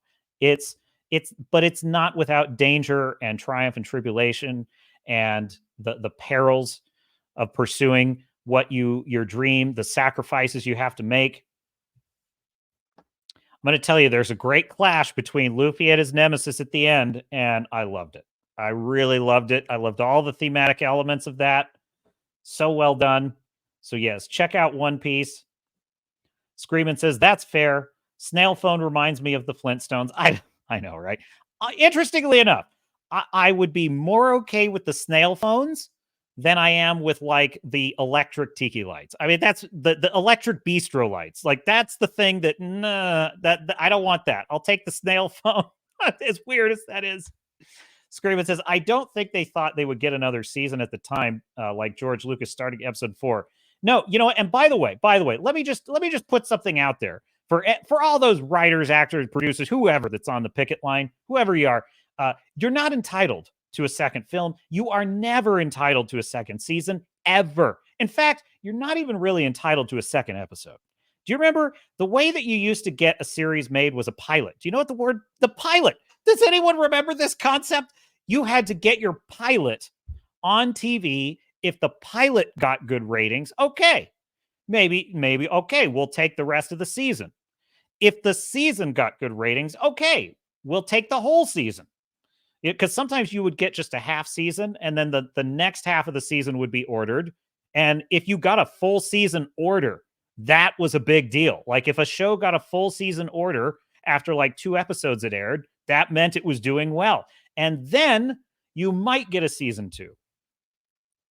Because that's how you run a business. You have to earn the audience. And if the show's not, and Frank, the saddest thing about network TV, and I used to think this is where streaming was better in the early days of the streaming bonanza, I thought this was an improvement because, like take Firefly, for example, the beloved science fiction show Firefly, which was highly underrated. And because of just a stupid decision, they thought the first episode was too boring. So they aired like the middle of the season first, and then when people kind of liked it, they aired the rest of it, and it was jumbled. And that's why I didn't watch it, because I remember watching the first episode and I'm like, what the hell is going on in this show? I don't understand this show. But then when I went back years later and watched the first episode, I was like, oh, well, this makes sense. By the way, the same thing happened to me with Battlestar Galactica. I came in the middle of that show and I'm like, what? What are these silent? What is going on? This is weird. And I just checked out. Then when I watch it from the beginning, I'm like, that's the best show I ever made. Oh my God. I just love that show. But anyway, this is my point. Is like even good shows would get axed because they just bad luck. Just bad luck. And I used to think that at least with streaming, there was more opportunity for the good to rise to the top and the bad to sink to the bottom and get canceled. Ironically, it seems to have had the opposite effect, because what happened was they just bought up all these shows like, well, screw it. We'll just do 3 whole seasons of this turd. Why not? And then they never were honest. These companies, they never were honest about their ratings, which I'm not saying I could blame them. Why would you be if you don't have to be? I mean, I think I would want to be if I were running one of these companies, but I get it. The world is what it is. And failure got more rewarded in the streaming environment than even in the original network TV model, which is kind of amazing to think about. You would think that a business like Netflix would be more motivated to get actual numbers. But anyway, so One Piece is earning that second season the correct way, which is it has earned an audience, it has earned the trust of the audience, and deservedly so. I'm going to tell you, if it weren't for word of mouth, I never would have watched it. I had very little interest in it because it was, surrealist fantasy is not usually my thing, but it's quite interesting, isn't it? When you watch a show that you're kind of a little bit hostile to and it wins you over, that's when you know it's a damn good show. Because I'll tell you, it's much easier to lose me when I'm favorable, like when I'm like, oh, I'm excited to see this. Oppenheimer is a good example, actually. I was probably more excited to see Oppenheimer than I've been to see almost anything. John Wick 4. I was actually more excited for Oppenheimer than even John Wick 4, and I love John Wick. I'm going to tell you, I was disappointed. I went to see Oppenheimer, and it was like, I loved a lot of it.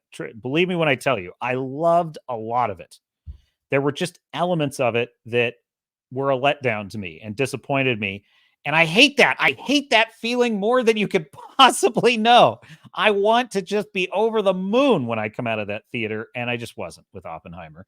And it kind of sucks, but it is what it is. So it's like I watch something like Disney Star Wars, and it's amazing how much goodwill they have squandered. I actually think I liked Mandalorian season 1. I liked Mandalorian season 2. I even was willing to believe that Luke's return was an apology for The Last Jedi. I really did. I thought, I wasn't wild about it. I felt it was a Deus Ex Machina. He just shows up in the X-Wing. He saves the day. And I thought, well, that's convenient. I think they could have made that be more of like Grogu was communicating with Luke and guiding him there. They don't know what he's doing, but they sense he's trying to help them. And so it's like, we got to hold off the robots long enough for Grogu to do his thing. Now that would have been good, I think. And then Luke coming in would have been a nice payoff, but they didn't really set it up that way. So it was a cheap Deus Ex Machina. However, it was to see Luke Skywalker doing his thing like the way he would have been after Return of the Jedi, and then the kind of promise of that, which was, guess what, Star Wars fans? We're going to this will begin to make things right from the prequel. I really kind of thought, like, that's where this is a good sign. This means that, like, the backlash against the sequels, they understand that, like, that shit ain't going to fly no more. We want to see real heroes. We want to see classic, Star Wars trilogy heroes. Give us that. And that's kind of what I thought with Mandalorian season 2. Can you believe how much goodwill those fuckers have squandered? It's unreal to me. It is unreal to me how much goodwill Disney Star Wars has squandered. Which probably is a good time to segue to I have a bone. The captain has a bone to pick, and we're going to get to that I have a bone to pick with the F&T panel. But Screamin says, yes, you have to watch Firefly from the beginning. 100%. By the way, Serenity, the film, excellent series finale to the show. Loved it. Absolutely. It's a great. Watch the show, then watch Serenity. It's beautiful. It's perfect. And also, the other problem with Firefly was I thought, oh, look, it's the Old West in space. And I just thought that was a gimmick and I didn't like it. But then when it was explained more in the beginning, and then I also read some of the lore of the series, but when it was explained to me that they're in a single solar system that's got hundreds of planets, it's like a I guess you would say a quinary star system with 5 stars and hundreds of planets kind of in this complicated system, which is a pretty badass idea, I have to say. And most of the planets had to be terraformed, but the terraforming was never completed on most of the planets. So that's why the outer planets are all these kind of dusty deserts, because they were kind of in the middle of terraforming and they were left half done because the inner worlds kind of abandoned them. And that's why they all look like a dusty Western frontier. And I thought, now that's pretty clever. That's pretty good world building. So yes, definitely underrated is the Firefly universe. Only real problem with streamers, Screamin' says, is if they crash multiplayer. Oh, sorry. That would be more of Hinspeak. Interestingly enough, he goes on to say, the storyline was basically supposed to be Boba Fett's story, a Mandalorian. I mean, I gathered that. Like, when the show debuted, I was like, oh, cool. This is a nod, an homage to Boba Fett, and it's a clever idea. Everyone was always curious about Boba Fett. It's amazing how much curiosity that character generated. A lot of it had to do with just the fact he was a very classic trope. He was the tall, silent stranger. What is it? What is he about? Where did he get that helmet? It's so cool. What? Why does he have the little thingy on the helmet? There were things about the character that he was cool. He was competent. Characters that are competent and outwit the heroes, that's the save the cat for a villain, by the way. Save the cat for a hero is like Luffy telling someone to believe in themselves and helping them when they need help. Save the cat for a villain is when they do something particularly cool or clever that adds a challenge to our heroes. They outwit them. And that was what we saw Boba Fett do in Empire Strikes Back, where all the other bounty hunters were outfoxed by Han Solo. Boba Fett used Han Solo's tactics for him. And so immediately now we're curious. And the Mandalorians at first, I think, were sort of portrayed as kind of devastatingly effective warriors. I think what happened is we reached about peak world building with the Mandalorians somewhere around season 2. And they just stopped. At that point, they just stopped world building with these characters. And frankly, I think Dave Filoni has ceased all world building like permanently. He doesn't do world building anymore. If to the extent he ever did, I honestly don't know. There must have been other writers on Clone Wars and Star Wars Rebels, or he's lost a step big time, because there's no foundation for almost anything going on in this world anymore. I'm sorry, but portraying the New Republic as idiots is so lazy. It's lazy beyond belief. In fact, on a lark, I started watching Breaking Bad season 5. I love the final season of Breaking Bad is just a tour de force. I absolutely love it. Vince Gilligan really should do a master class for Dave Filoni. Just, he needs to be in Dave Filoni and Jon Favreau and a whole bunch of others. They need to be in detention with Vince Gilligan. And Vince Gilligan needs to explain to them how you do setup and payoff, how you build worlds, how you create verisimilitude, how you create authenticity in your characters, how you use clever filmmaking, right, to create a unique visual style, how you use cold opens to pique the curiosity of your audience, how you use dialogue to do reversals in Power and Fortune multiple times within the same scene. That kind of stuff. That is what Vince Gilligan needs to teach all these dumb assholes that are writing Disney Star Wars, most of them Dave Filoni. So, and what struck me was there's a scene in, I want to say around episode 4 of the final season of Breaking Bad. Hank Schrader, one of my all-time favorite fictional characters, just a absolute badass. DEA ASAC Hank Schrader is trying to figure out who is still cooking the blue meth. He hasn't figured it out yet. Gus Fring is dead, and he's trying to figure out who's cooking the blue meth. Spoilers for Breaking Bad. He hasn't figured out who's cooking the blue meth. And of course, we all know as the audience that it's Walter White, his brother-in-law, who is cooking the blue meth. So Hank is using all, because he's just been promoted to the leader of his district office, right? He's just been promoted. And this is cool. You know, he's analogous to Hera being a general, right? He is the general of the district office of the DEA, which is the antagonist for our protagonist of Walter White. And he's having a meeting with his leader, his commander, who gave him the job in the first place. And it's a budgetary meeting. And they're like, okay, everyone's dismissed, but ASAC Schrader, please stay behind. And so the director is talking to Schrader, and he's like, hey, Hank, I see here that you're using a lot of resources to follow this Airman Trout guy because you're still pursuing the Fring case. I'm confused. Why are you still pursuing the Fring case? Fring's dead. And Hank is like, I understand that, sir. I don't do any of these actions lightly. The reason I'm doing this is because the blue meth is still out there.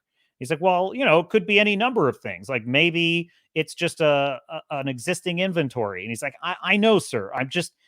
That's possible. But I'm telling you, there things don't seem right. I wouldn't do this lightly. There's a reason for this. I'm telling you, this could still be an issue.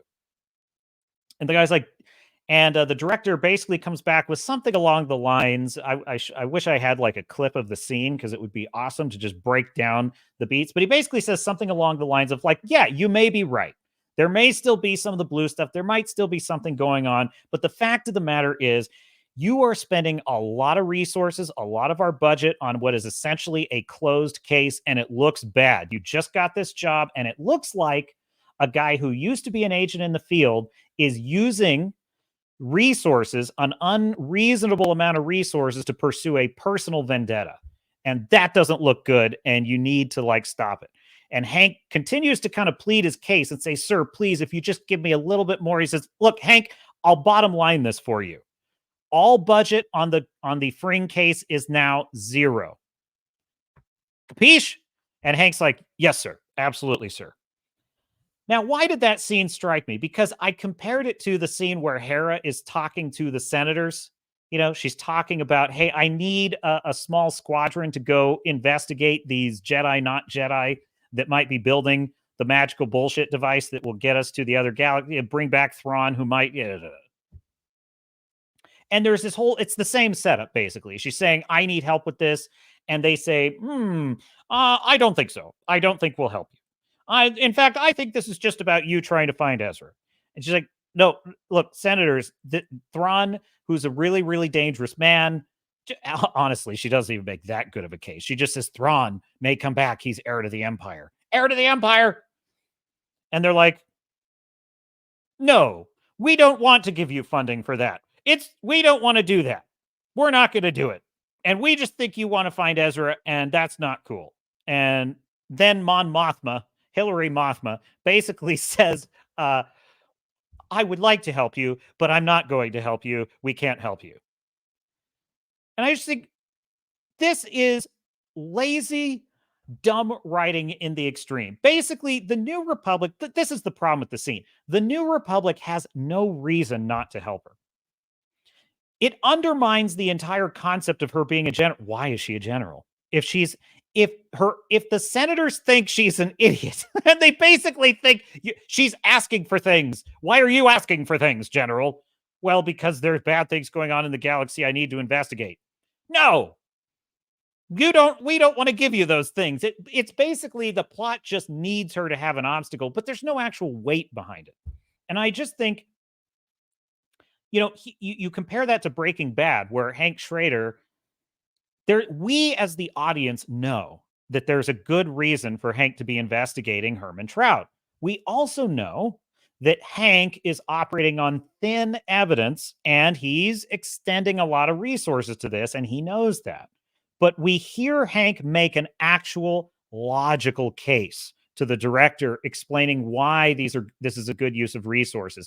We then hear the director acknowledge that Hank has a point. You're right. It could be this, it could be that, but here's the reality of the situation. The reality is this looks bad on the books. These are the other things going on, and this is what you're focusing on.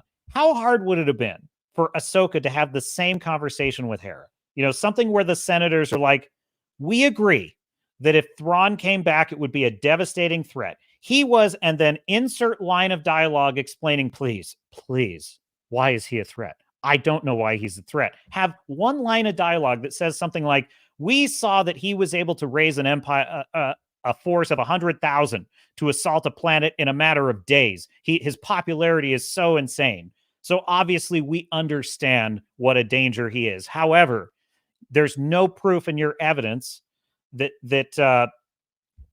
this is going to happen. And we currently have no less than 3 major pirate offensives we are barely holding off. We have our entire fleet is committed to the defense of such and such and such and such and such and such. And if we lose those planets, the whole republic could fall apart. So I'm sorry, General. You're just going to have to make do with the resources you have. I'll tell you what. We'll give you authority to act on your own in this matter. She's like, but that's not enough. I'm going up against possibly force wielders. Do you have any proof of this?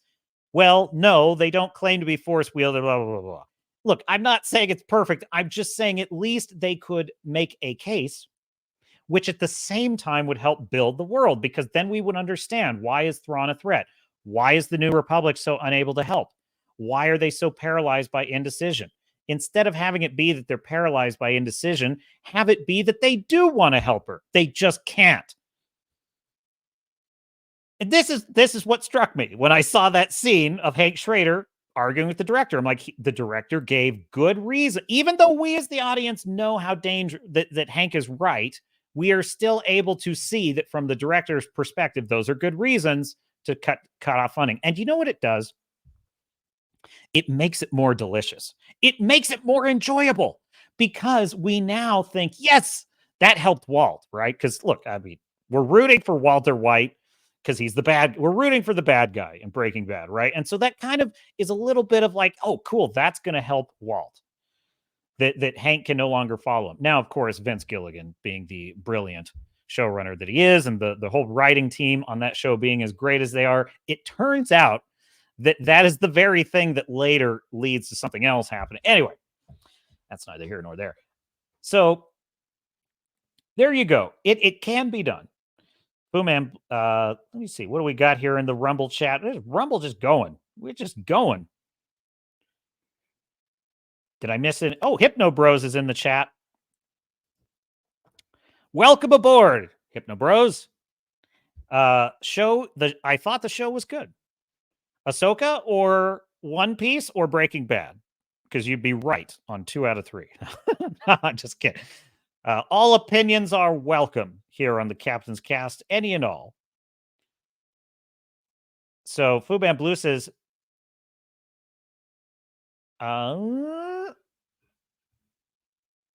course, this is the way every industry would fall apart after succumbing to this forced thinking. That being, I'm assuming, the woke mind virus. Anyhow. Yes. Need more thumbs up and Rumble, says Greben. I appreciate it. Yes. Hit a thumbs up, hit a like, hit a subscribe if you're enjoying the channel. If not, I appreciate you're here anyway. And the captain will do his duty to earn your support. So on that note, let's I have a bone to pick. But before we get there, I just look, what's the what should I do first? I'm torn here. Let's do F&T first. Here we go. Share screen. Share audio. Never let it be said the Master. The production. I think it's around 56 minutes, I want to say. And not that. I mean, look, if you're enjoying Ahsoka, more power to you. Love what you love, enjoy what you like. I am building a case that I would have liked. I would have liked if Anakin's appearance had been well done.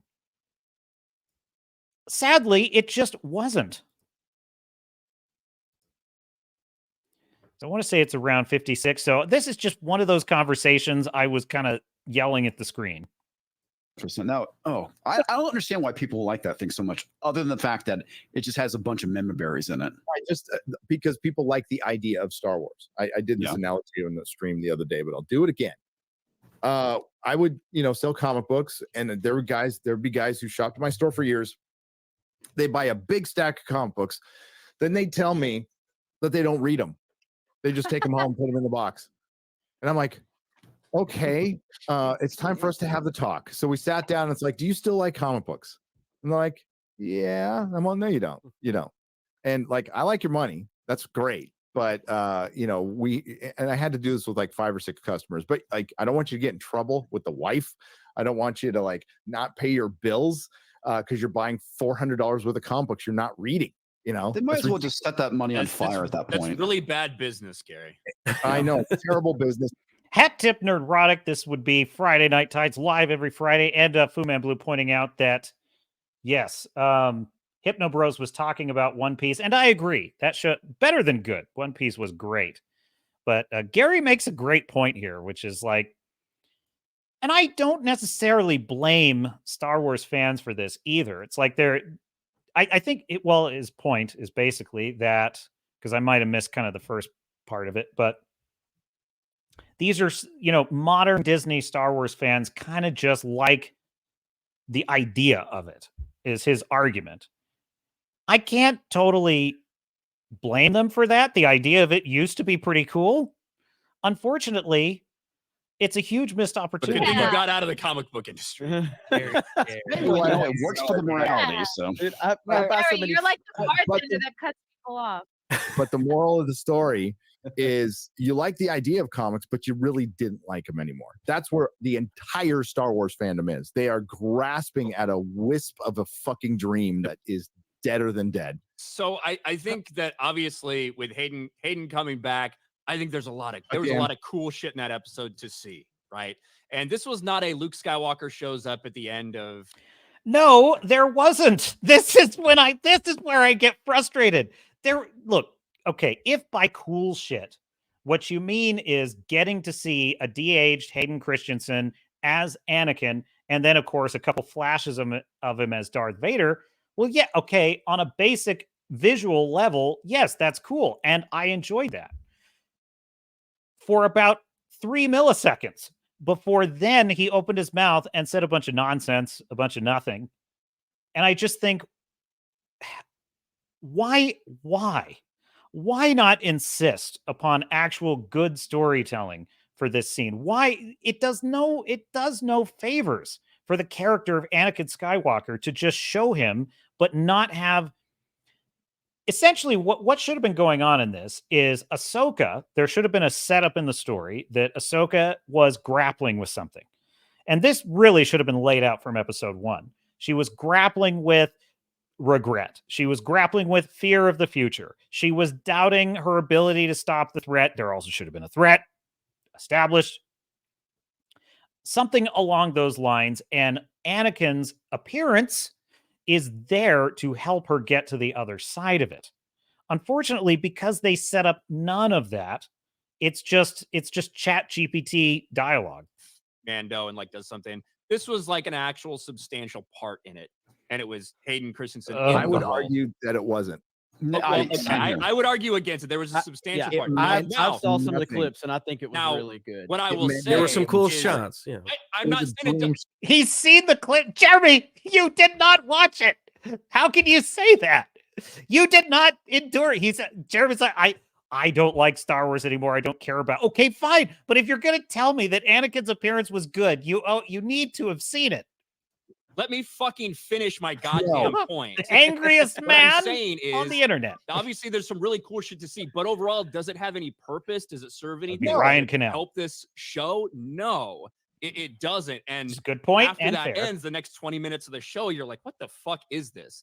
So there's some people that in their minds, they can separate themselves from that looks really cool, but it doesn't make any sense or it doesn't really provide any value overall versus people who are just seeing things and they're going to make fan cams about it and they're just going to drool over it. They're going to be like, oh my God, I remember that lightsaber move. There's a difference between those things. The Anakin spin. Oh, look at it. You can acknowledge one, that something is fucking cool to see, but also you can say that it doesn't really serve a purpose in this story. It's not cool. No, it didn't. It's a story. Star Wars is a fucking story. It's not a series of pictures or a fucking gif of a blinky fucking Hayden Christensen and Darth Vader. And that's all that was. It's for Twitter. Created for a gif. Yeah, it's for Twitter, so people could say, "Look at it, it's so awesome." It's created for social media because they think social media interaction equates to something, and it equates to nothing. Which is an excellent point. That is such a good point, and I guess in my naivete, I sometimes forget this about modern storytelling. I mean, I'm watching these shows, and I'm like, why? Like, why is this? And that's a big reason, is because they're just creating pictures. They're just creating images for the benefit of social media. And I think that's a huge problem. Gary makes really, I think, the important point here, which is it's supposed to be a story. And it's not cool to me. It's not cool to me to see Anakin Skywalker or Hayden Christensen come back if he's not doing anything meaningful. I had questions there's kind of two possibilities. Either this is the real Anakin Skywalker in some kind of otherworldly form, like a Force ghost or something, or this is a total figment of Ahsoka's imagination. If it's the real Anakin, then we as the audience should see some questions answered and explored. I would actually say probably the best way to go with it, if you were going to do this, would be he's basically the redeemed Anakin Skywalker, the Anakin Skywalker that we saw at the now, of course, they edited it to change it, but the Anakin Skywalker we saw at the end of Return of the Jedi is essentially, I think, who she should have been talking to. And it could have been him imparting a lesson. In order for that to be possible, there would have had to be set up, which there was not. There was a couple of other points they made in here. I have no idea. I just watched it. And you know what we learned? You know the little girl who played. What was Shad on about? I think I even did the de-aging half decently. I was impressed that Hayden Christensen could still pull out some of the lightsaber moves, although he puts everybody else on the show. He does. Exactly. He made Azaria, or the lady there. She just looks so slow and lethargic. Which is why it's so unrealistic. Pisses me off more. But you heard me. Hayden pulled out some moves. The thing is, though, the underlining plot of what's actually happening in that episode is broken and nonsense. This whole interaction of Ahsoka with Anakin is that she is. Well, he says, I've got to complete your training. Okay. I would ask anyone, what did she actually learn? What was the achievement? Exactly. I have no idea. I just watched it. And Exactly. All right. So now I show you that to show you this. The Long Man, Mahler, on Open Bar at Tip Critical Drinker had. But hey, that was One Piece, but he had a brilliant critique of this, and I will just let it play. Ahsoka is not feel like she's concerned as being Vader's disciple that she's on the same path and that she'll eventually become this horrible monster. A little bit. Personally, the thing we do pretty much every day: try not to die, try to live, and try not to die. Thanks. That's so deep, Dave Filoni, you savior. I, for some reason, am personally invested in finding out what the fuck the point of this episode was, and so I've looked at almost like every interpretation. I have a list of different explanations from people who actually like it, right? So number one, was Ahsoka is not feel like she's concerned as being Vader's disciple that she's on the same path and that she'll eventually become this horrible monster and that maybe she shouldn't continue because of that. That's one interpretation, and that by the end she decides, no, I'm going to fight and I'm going to be a good guy. Another is she feels responsible for all of the deaths that came under Vader because she wasn't there when Anakin fell, and therefore, feels like unfulfilled or worthless and weak as a person, and that this whole experience was to get her back on top. Another one is that she, as a leader, feels that whenever she organizes anything, people die, people get in trouble. The clones, obviously, Sabine, fucking what her name, Hera, whoever, people get in trouble whenever she leads, and people die due to her orders, and she just can't do it anymore. And Anakin's like, no, you got to fight.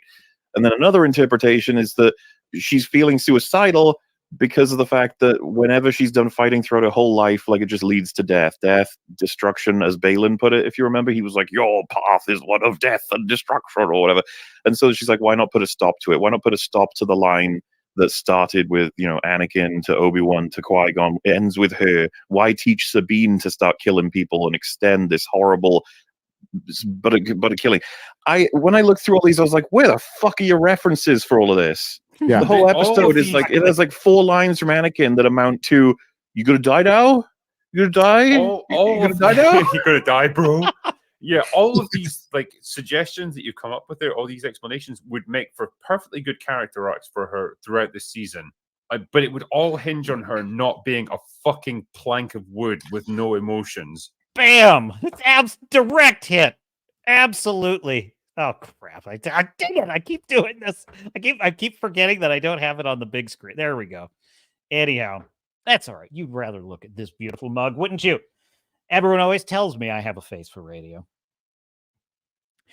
So, yeah, the Critical Drinker had the exact perfect little button to that. But so you have all these possibilities. Okay, she's in, this is a near-death experience in which he's a figment of her imagination and he represents her guilt from the Clone Wars, or he represents her fears of training Sabine, or nothing in the show gives you even the closest hint of that. So the short of the long is I'm pretty done with this show. But I guess the reason I even bring it up is because I am disappointed.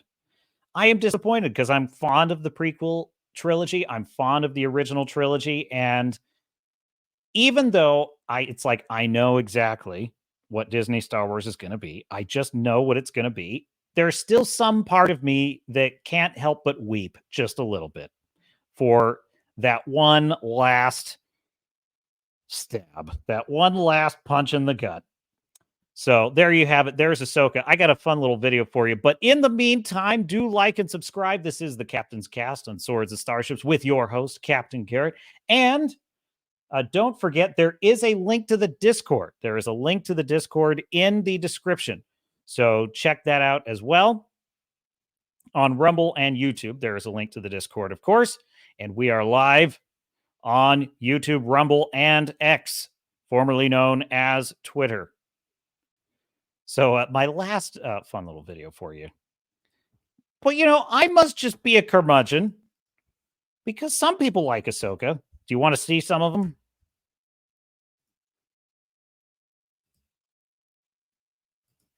I'm just speechless. Everybody shut the fuck up. So hat tip, Grizzy. Check out Grizzy's channel. It really feels like Star Wars now is split. Oh, hang on. Well, yeah, I guess we'll just... Operator error. So yes, hat tip. I'm just speechless. And this is basically all of the fans of Ahsoka reacting. So perfect. Oh no, I missed a good one. Okay, here we go.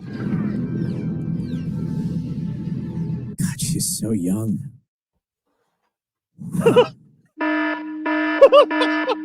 So perfect. Sorry, my heart is beating so fast right now. Clean up your act. It's a sort of behavior that could lead you to meet me in a dark kitchen, as perhaps you have before. We're checking the records.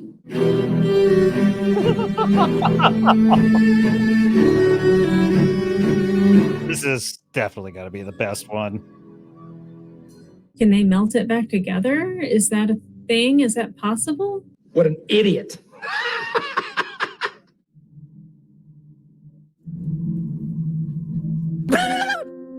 I'm here to finish your training. Oh!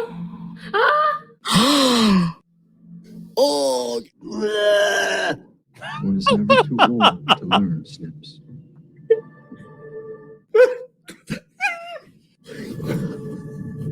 He said Snips. Fucking He pussy. said Snips. Oh, wow, we're getting this. It's happening. If he switches back and forth between Anakin and Vader, I'm gonna lose it. I had to fight a drag queen for the last black eyeshadow. The lightsaber. Oh, Jason, you can hear that? Whoa. Don't ask questions. Just consume product and then get excited for next product. I just got chills. You little baby Jedi, you. Shut the fuck up. This is so good. Is she younger? It's young Ahsoka. That's young Ahsoka. We've got baby Oh my God, this Ree. The Ree. This is the Ree stream now. Oh my God. Check out, I'm not going to play all of it because check out Grizzy. Give him a like on this video. This is brilliant. But I'm going to skip to the last bit of it that I haven't seen yet. My God. This is George Lucas. I know. No. George, he better have watched this. I hope he hasn't. I'm stressing. Oh, I'm stressing. Over what? Oh my God. I can't even take some of oh my God. I'm stressing. I'm stressing. Over what? You don't even know what this is. Is this a dream? Is this a fantasy? Is he a Force ghost? There's nothing established. There's no stakes at all in this scene. We got spoiled. We got spoiled with essentially 30 minutes of Anakin. 30 minutes of glorified filler is what we got. So beautiful. This is 51 minutes. So that means we're probably getting some Thrawn and Ezra stuff in here. Well, folks, Mama's wrong again. Oh no, the whales! Oh no! What a great throwback to the original trilogy. Oh This my- is Star Wars. Wait, This what? is literally This Star is- Wars. What? He said the space whales are a throwback to the original trilogy? Star Wars. If this truly is Star Wars, why do you feel the need to constantly remind us? They're powering up. They're doing the thing. I have chills. This is so cool. I have like full body chills right now.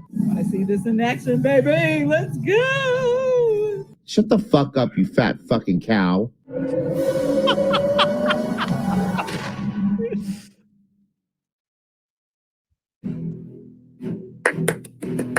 Good job, Dave. If you're happy and you know it, clap your hands. Dumb cunt. Dave Filoni, Well done, Dave. Thank you, Dave. Dave Filoni, you have my soul. Dave Filoni, you utter genius. Thank you so much. Thank you. Jesus Christ, the fucking meat riding here is pathetic. Dave Filoni, I'm not worthy. I'm not worthy. I'm not worthy. I would have preferred an entire episode of Anakin, but also I didn't really think they knew where they were going with it. So I think they did it well. I have such a Wait, hard wait, time. What did she stop the tape? What did she just say? I have such a hard time saying Where they were going. I would have preferred an entire episode of Anakin, but also I didn't really think they knew where they were going with it. So I think they did it well. Oh my God. I cannot. This woman is unreal. I have. She said, I would have preferred a whole episode of Anakin, but they didn't really know where they were going with it. So it was pretty good. What? That's the literal definition of not being good. They don't know where they're going with it. That means it sucks, you fool. Oh my God.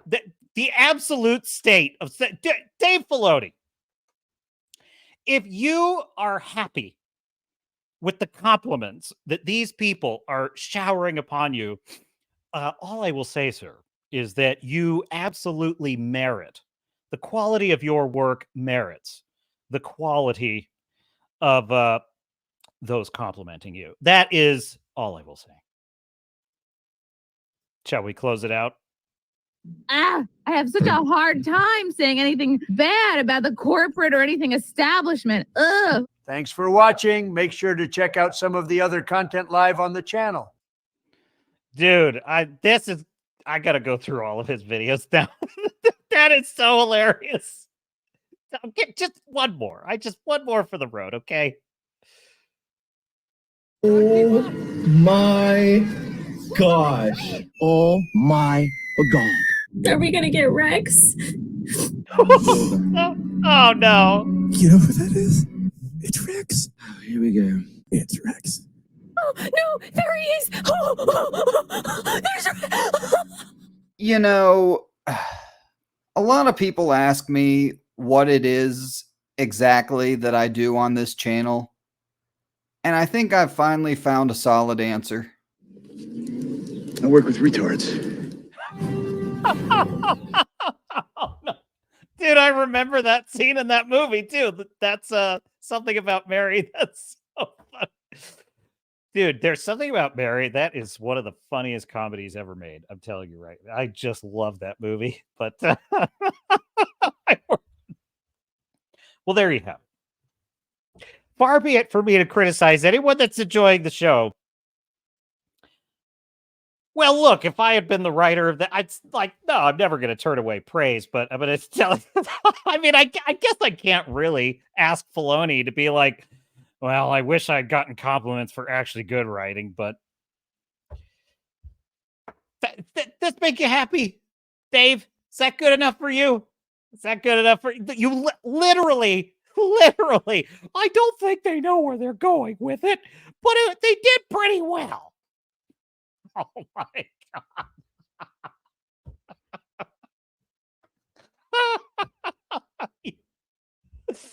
God. I hope dude, if I get that kind of like praise, clearly he had no idea where he was going with this, but he did really well. Oh, thanks, Grandma. I appreciate it. You're my biggest fan. Thanks, Grandma. That's my Mima. She likes everything I write. All right. Well, we had some fun. Oh, you know what? We have not seen. I have not seen the Aquaman 2 trailer, so we got to get that in before we run tonight.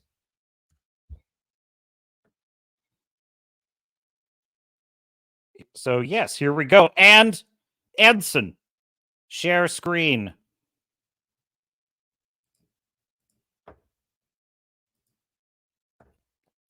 All right, here we go. Aquaman 2 trailer. Are you excited for this?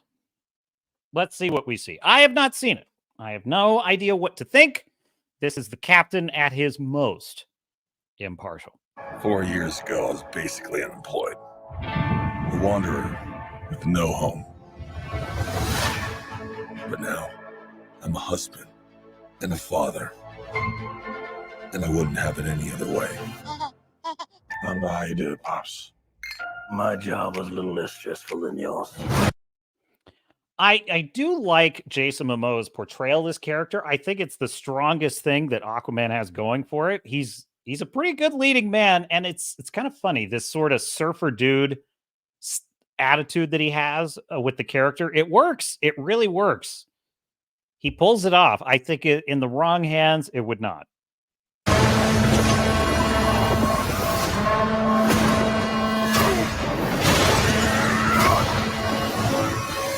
Oh yeah, I finally got a job. I'm the king of Atlantis. 500 million people from every known species in the sea call this place home. But that doesn't mean they all like me. I will say one thing. This looks a hell of a lot better than the live action Little Mermaid in terms of like the underwater visuals. That is like, how hard is it? Disney, seriously, dude, imagine how could they not get like King Triton's palace looked dark, dismal, nothing in it. Look at how they make this underwater palace look alive and bright. I mean, that's definitely a plus. I'm gonna kill Aquaman and destroy everything he holds dear. I'm gonna murder his family and burn his kingdom to ash. I feel like we've got a lot of Kang envy here. I'm just saying. He must be stopped, or a global meltdown is imminent. I think I know someone who might be able to help us. Ooh, you look rough. Good job, little brother. High five. Do not call me brother. I cannot believe you let this happen. Yeah, well, I hate this job. True king builds bridges, right?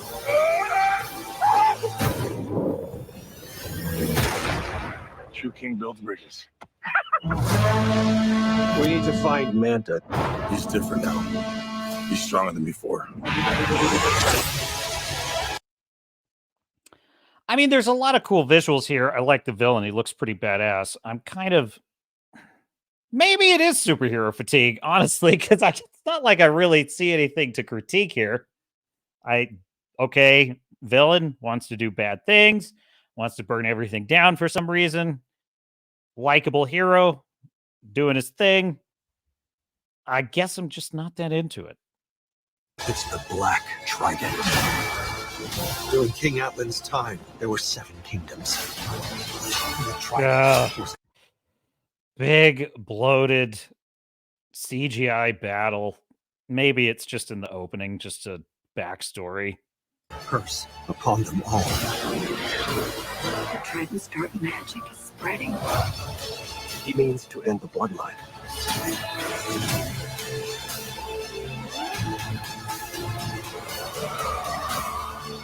I don't know what lies ahead, but we can't leave our children in a world without hope.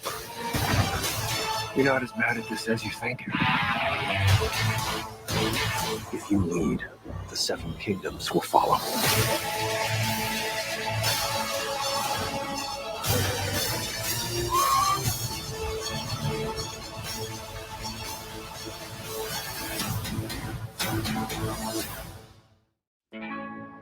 Oops. 4 years ago, I was basically unemployed. Always about to hit pause and then it restarts it. All right. Well, it seems like a pretty standard superhero film, so it has a chance of not being shit. I mean, of course, all the Amber Heard drama, leaving that aside for the moment. Frankly, honestly, I don't care all that much about that.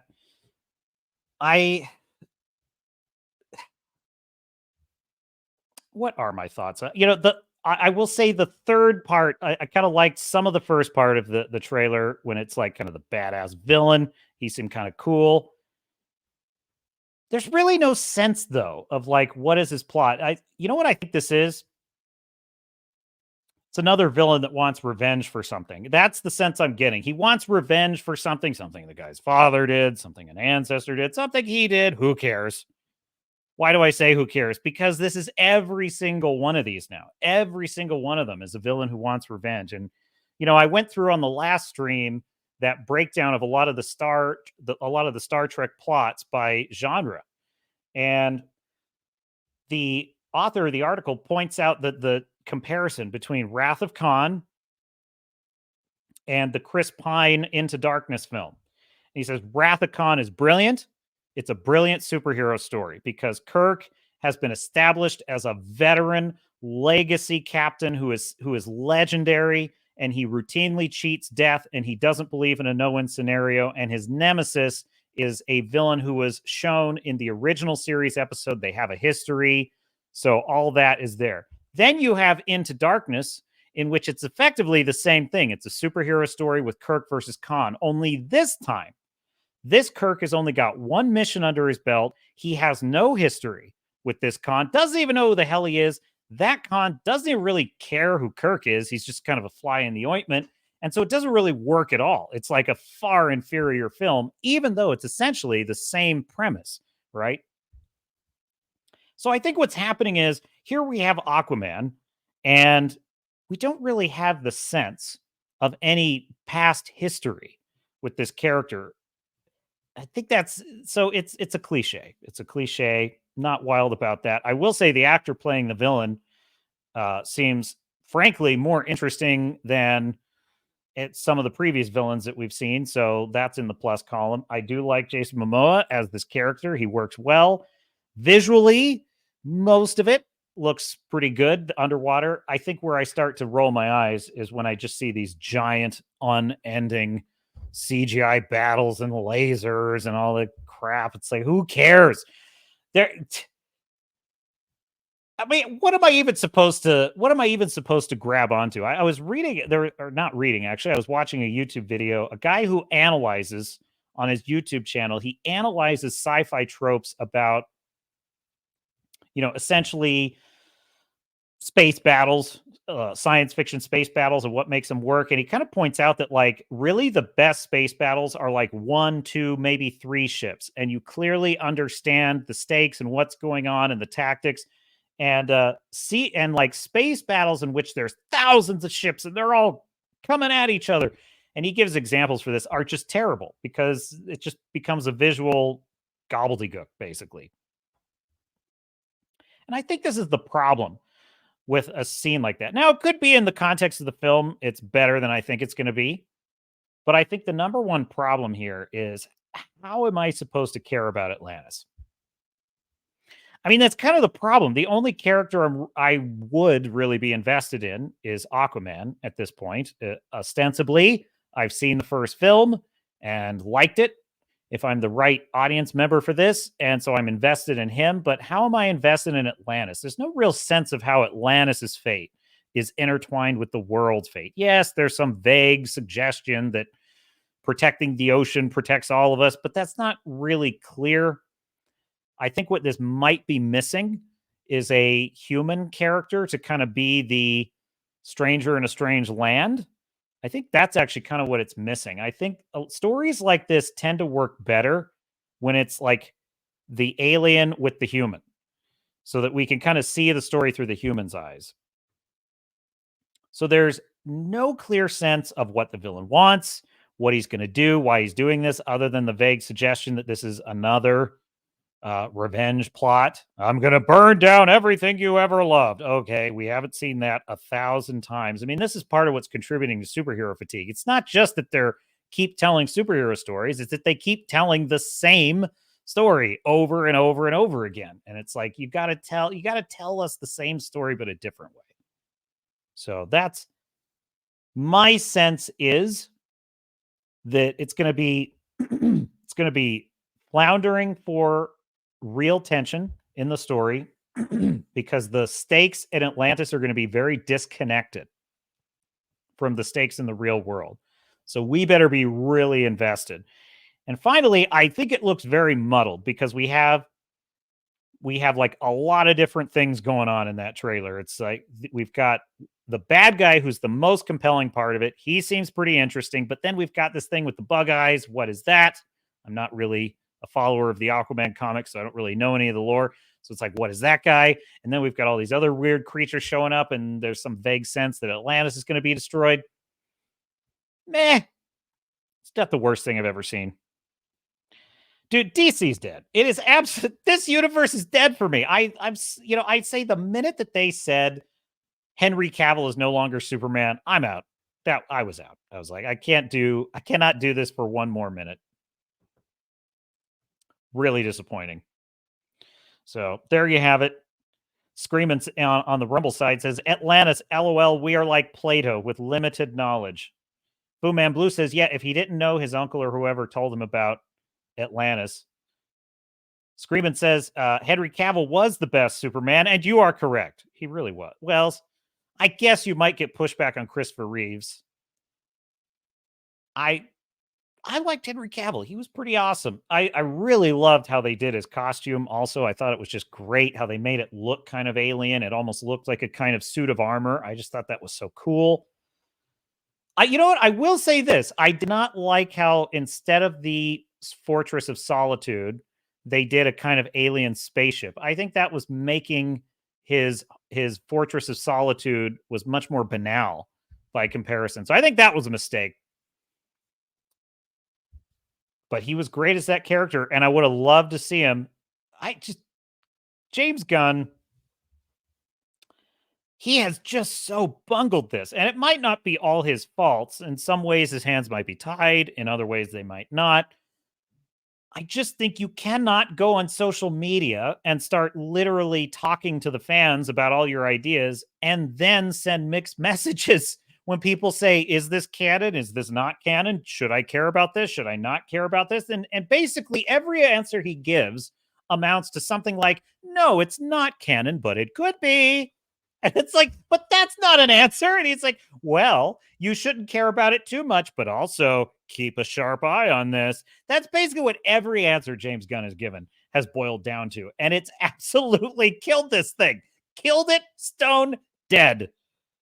I have, like, when I was watching the Flash movie, even the parts of it I kind of liked, like Michael Keaton flying down, that was totally memorable. That is the equivalent of Anakin.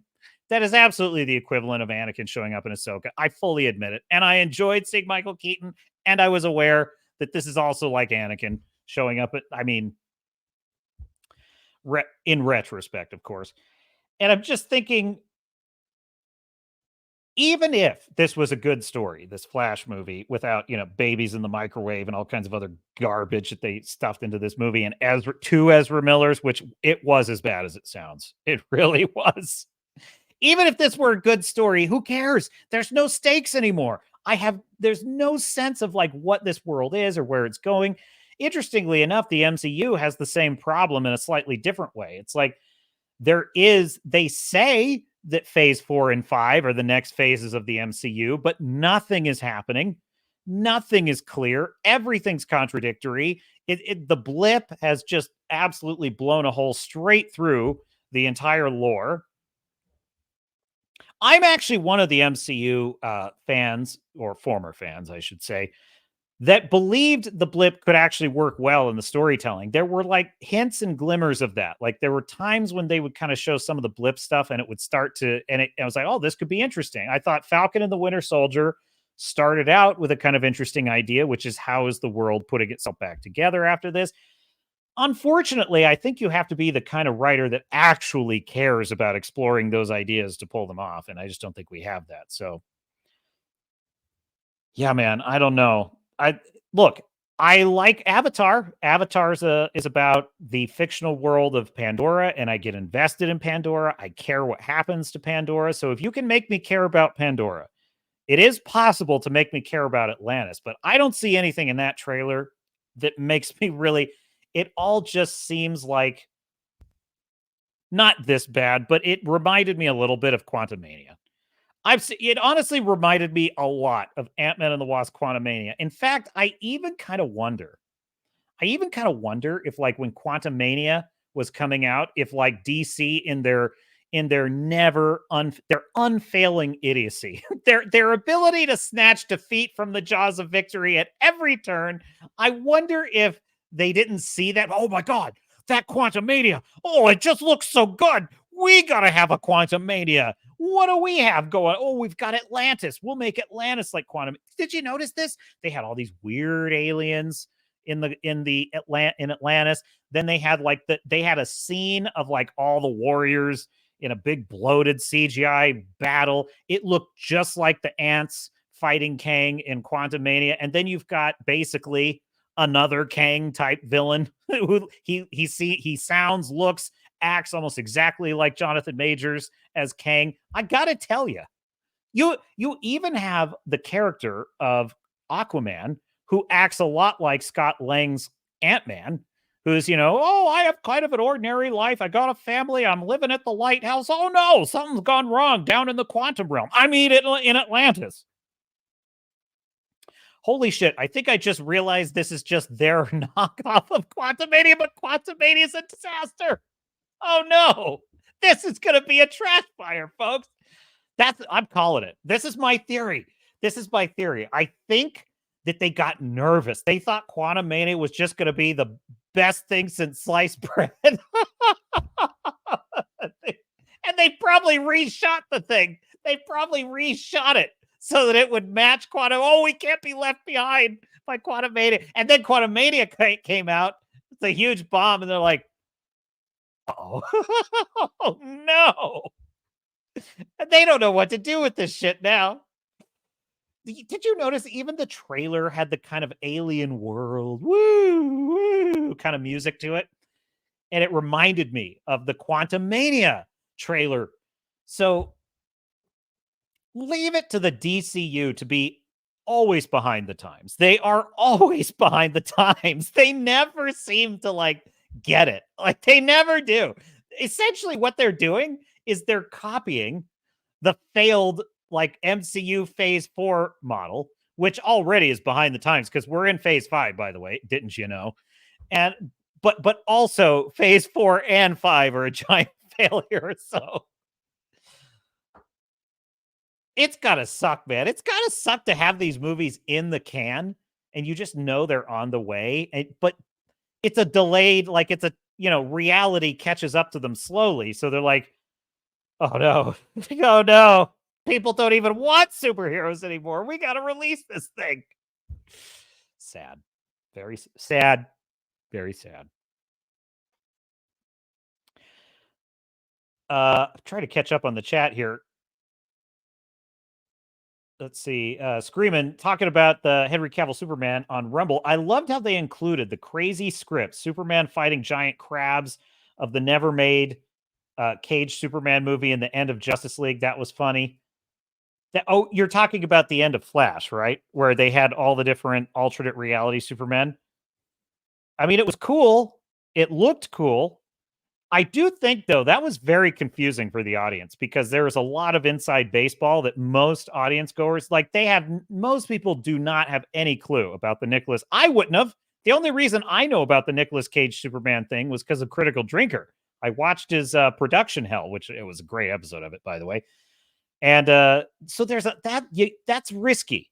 It's risky to rely on Easter eggs if that's all you got. Like you got to have more than that. Look, the biggest problem with Flash is it was a joyless, soulless, depressing movie. It really was. And honestly, it's more depressing, I think, than you even realize while you're watching it. Because when I left that movie, as I was kind of thinking about it, letting it sink in, I was like, wow, that movie, I think the best word I could use to describe it is hollow. Like hollow. There's nothing at the center of that movie that is worth your time. And sadly, Michael Keaton's Batman their spectacle. I think they do spectacle well. I think the audience has run out of patience for spectacle. They want some meat on that bone. Don't clip that. They like to take, Foodman Blue says they like to take as much of the comic aspect out as they can so they can justify the work to their friends. When they can't remove it, they hang a lantern on it and make fun of it. Exactly. They don't like the lore. I think, Star Trek, they take as much of actual Star Trek out of Star Trek as they can. It used to work on me a little bit. You'd see like Picard in the vineyard, or you'd see a reference to, there was a reference to Jonathan Archer in season 2 of Star Trek Discovery. And I remember quite liking that. I was like, oh, that's cool. They're connecting it with the Archer continuity. And it's like, but there's no, and I think this is why the Anakin thing doesn't work on me. I think there was a time when I would have been impressed by the Anakin return to an extent. I probably would have been like, well, it wasn't very good, but it was cool to see him. I think I would have had that reaction like 2 or 3 years ago, but I've just been through this with Star Trek. I've been through this with Kurtzman Trek. They reference Jonathan Archer, but it means nothing. It means nothing because this is not even recognizable as Star Trek. And that's kind of why Star Trek Picard season 3 stood out to me, because they had what you could have argued were member berries. There was the F&T, they really argued about this. What's member berries and what's actually a story driven nostalgia? And it's like season 3 of Picard had an actual story-driven reason for bringing back the Museum of Ships and showing Voyager and all that, and it was woven into the story as an important part of it. Because the museum, the Starship Museum, at first, it's like, well, this is a great opportunity to see the Voyager and to see the Defiant and to kind of like have member berries about it. But it was also setting up what would eventually become the most crucial point of the finale of the season, which is that when all of the starships get taken over by the Borg, all the modern starships are basically compromised. Only old, antiquated starships are immune. Therefore, we need an old, antiquated starship in the museum. And what just so happens to be the most antiquated? Well, it's the Enterprise D. And the way that they brought that into the story and they carefully, piece by piece, built over 8 episodes. Over the course of 8 episodes, they carefully built the narrative reason and the emotional reason for that ship to appear. They could have done that with Anakin, but they didn't. And so same thing with Flash. Like they could have built that in with Michael Keaton's Batman, but they didn't. It's just spectacle over substance.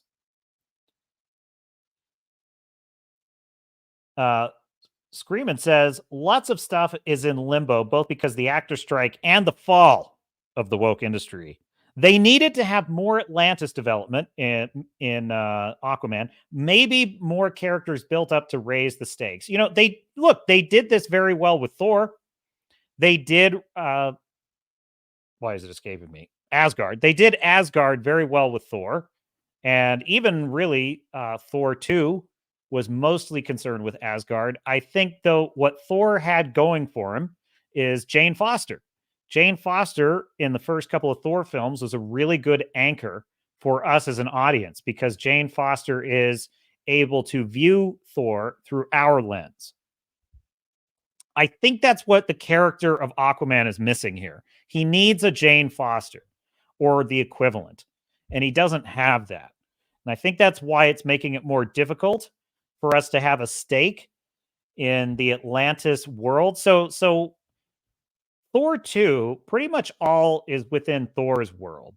And Jane Foster gets brought to his world. And I think that's a very effective device for helping us get really immersed in the world of Asgard without getting too removed from the human world. You know, we can kind of view it through the lens of Jane Foster. I think it's very helpful. I think the problem that Aquaman has is, you know, it's a magical land. It's a magical world that's under magical threat. And it's supposed to be in our world. So I guess it sounds a little selfish, but what do we have to do with it? Like, how does it affect us?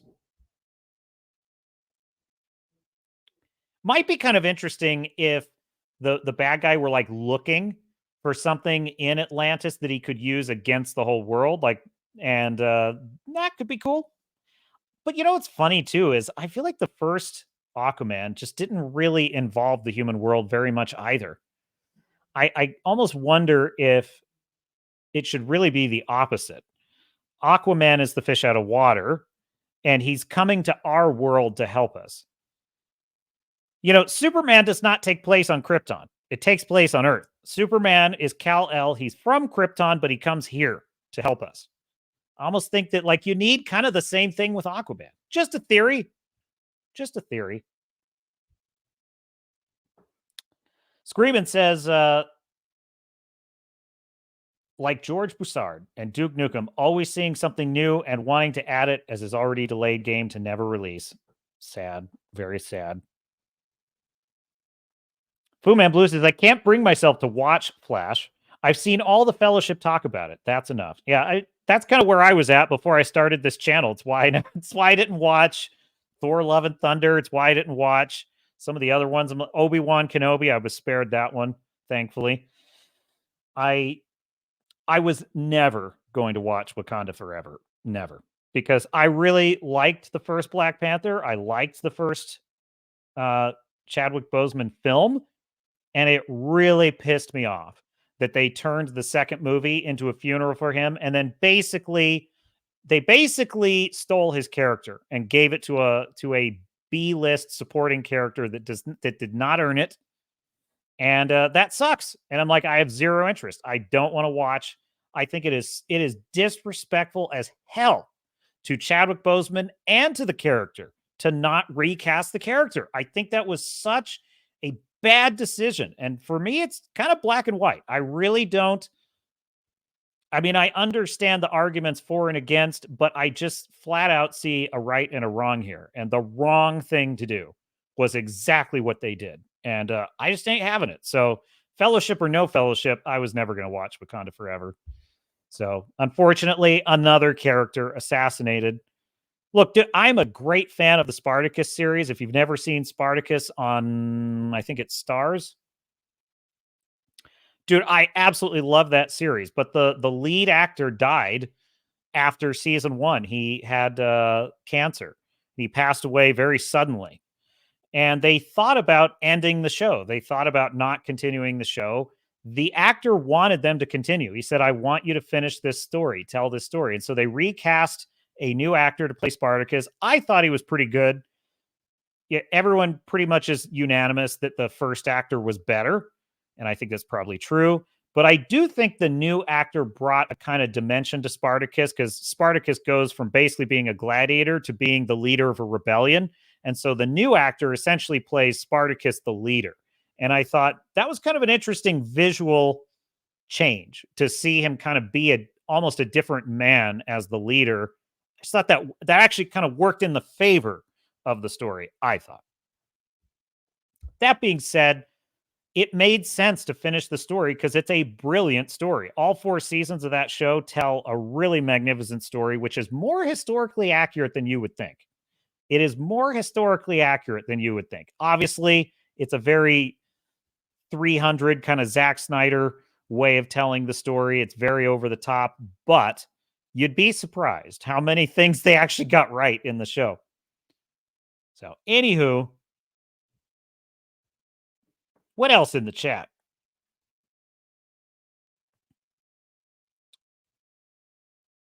Wakanda Forever. Scraven says it. Rebel LMAO. I can't get past the high rises with thatched roofs on the balconies.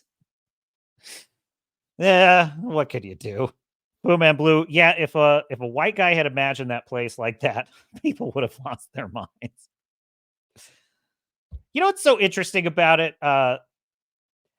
I think the worst thing you can do if you want to have more diversity in storytelling and more diversity in films is to constantly talk about it all the time. What's interesting about One Piece is it's actually a very diverse cast, and I don't hear anything about it. They just are. And the story, the world seems to fit what they're presenting. The world just seems to fit what you're seeing on screen. And so it doesn't feel at odds. It doesn't bother me at all. And one other thing I think is important is that people appear to have a lineage that makes sense. It's like when you see Zoro's backstory, for example, he's played by an Asian actor. When you see Zoro's backstory, he's mostly in what looks like a Japanese world. Most of the actors around him are also kind of look similar. And so it seems to suggest that he came from an area of this world, where that's basically how people are. And so I think that because they have that kind of consistency throughout the show, you never really question it. It just makes sense that you see people of different walks of life interacting in this world. It's an island culture. It's a culture where everyone's sailing all over the world. It all makes sense. So it's like, yeah, just shut up about it and just make your show. And if it's good, nobody's going to care. It's the weird need to call attention to it and pick a fight. And, I think, so yeah, one of you on Discord, because the names are different from Discord to Rumble. So forgive me if I'm not correctly identifying who's who, but someone was suggesting I join a chat on Discord with the Ashfall creators. 2 reasons I didn't want to do that. Number 1, I don't really know anything about Ashfall or what's going on with that, so I don't want to stick my nose where I don't know what I'm talking about. But also, I kind of feel like I think you have to. My feeling is this: I am up for a fight when I feel like it's the right fight to have. when I feel like there's something at stake that we need to like for example, the Rings of Power thing. You know, it's like I think when people are being attacked, like as for example, you know, just being under assault for simply saying what a lot of us feel, we're entitled to say it. And my attitude is, I think people are entitled to have the views they have, and people are entitled to make the stories they want to make. If people want to make a woke story, fine. What I object to is the demands. I object to and the threats and the nastiness. And so where I feel that that is occurring, it's like that's when I want to stand my ground. So I just think, you know, you want to make a story, make your story, but accept the consequences that someone may not like your story, and that's okay. People have the right to say, it's not for me. So anyhow, there you have it. Well, that is the Captain's Cast for today. We've had a good time, folks. Thanks for joining. And by the way, if there's things you want the Captain's attention on, keep sending them in Discord. The link is in Discord. The Captain will consider all requests. All requests for a mission, I will consider. And for content as well. If there's anything you come across you want to share with me, think might be good for the show, send it over. I'll take a look at it. We'll see. Fu Man Blue says, I have a challenge for you all. What was the last movie you heard marketed that the actors being interviewed talked about in the work in traditional terms? Meaning they're not talking about the message. They're not going on about, oh, it's strong female women's are in this. I mean, I can think of a few movies recently where they're just not saying anything about it. Gran Turismo. I would say Gran Turismo actually would be my answer, because I saw some of the behind the scenes with David Harbour, some of the actors. There was no mention of the fact that this is based on a guy who was half black, and how hard he had it and facing discrimination and all this stuff. It's like, no, he's a young guy. He wants to race. It's his dream. His father doesn't agree with it. His mother doesn't understand it, but he's got to be his own man and just get out there and do it. It's freaking great. It's a great movie. And it's super powerful father-son story, super powerful mentor-mentee story. And there was none of this whining and belly aching. And honestly, if Blue Beetle had just taken the same approach, I think it would have helped it. And if it also had like a story, that would have helped it as well. Oh yeah, Fu Man Blue, you got to see Gran Turismo. Believe me, that's another one that's like, I'm not a NASCAR guy. I'm not super into the racing world. I play more like RPG type video games. I'm not a big like racing sim type gamer. But man, brilliant movie. Really good movie. I'm telling you, it's a Golden Fleece story. I miscategorize it as a rites of passage now, and reflection. Sports movies make for excellent Golden Fleece stories. They really do. War stories also. I actually started watching Saving Private Ryan again, which is another great Golden Fleece story. Holy shit, what a good movie that is. Holy, I forget. But Baldur's Gate 3 for you, huh, Fu Man Blue? Awesome. Dude, I'm so jealous. Soon I will have a PC someday, and then there will be Baldur's Gate. So anyhow, all right. Well, this has been the Captain's Cast on the Swords and Starships channel. Thank you for all who joined, lurked, popped in, and Star Fury, wherever you're at, sir, I salute you. And hope to see you again. We miss you. We miss you, Star Fury. Alrighty, everybody. Well, it has been an excellent show, and I am so happy. One Piece, 9 out of 10 bars on the epaulets. Go see it. If you haven't already, it is a wonderful, awesome story to lift you up. You know, it's a great, like, chicken noodle soup kind of story. You know, if you're just feeling a little down, put on some One Piece and listen to Luffy say, "Isn't there something that you want? A dream that you have?" It's wonderful. Warms my heart, my cold, dead heart that's been killed by Marvel and Star Wars and everything else. So, alrighty, my dear sailors and starnuts. Well, this is Captain Garrett saying good night, have a great week, and I will see you out there.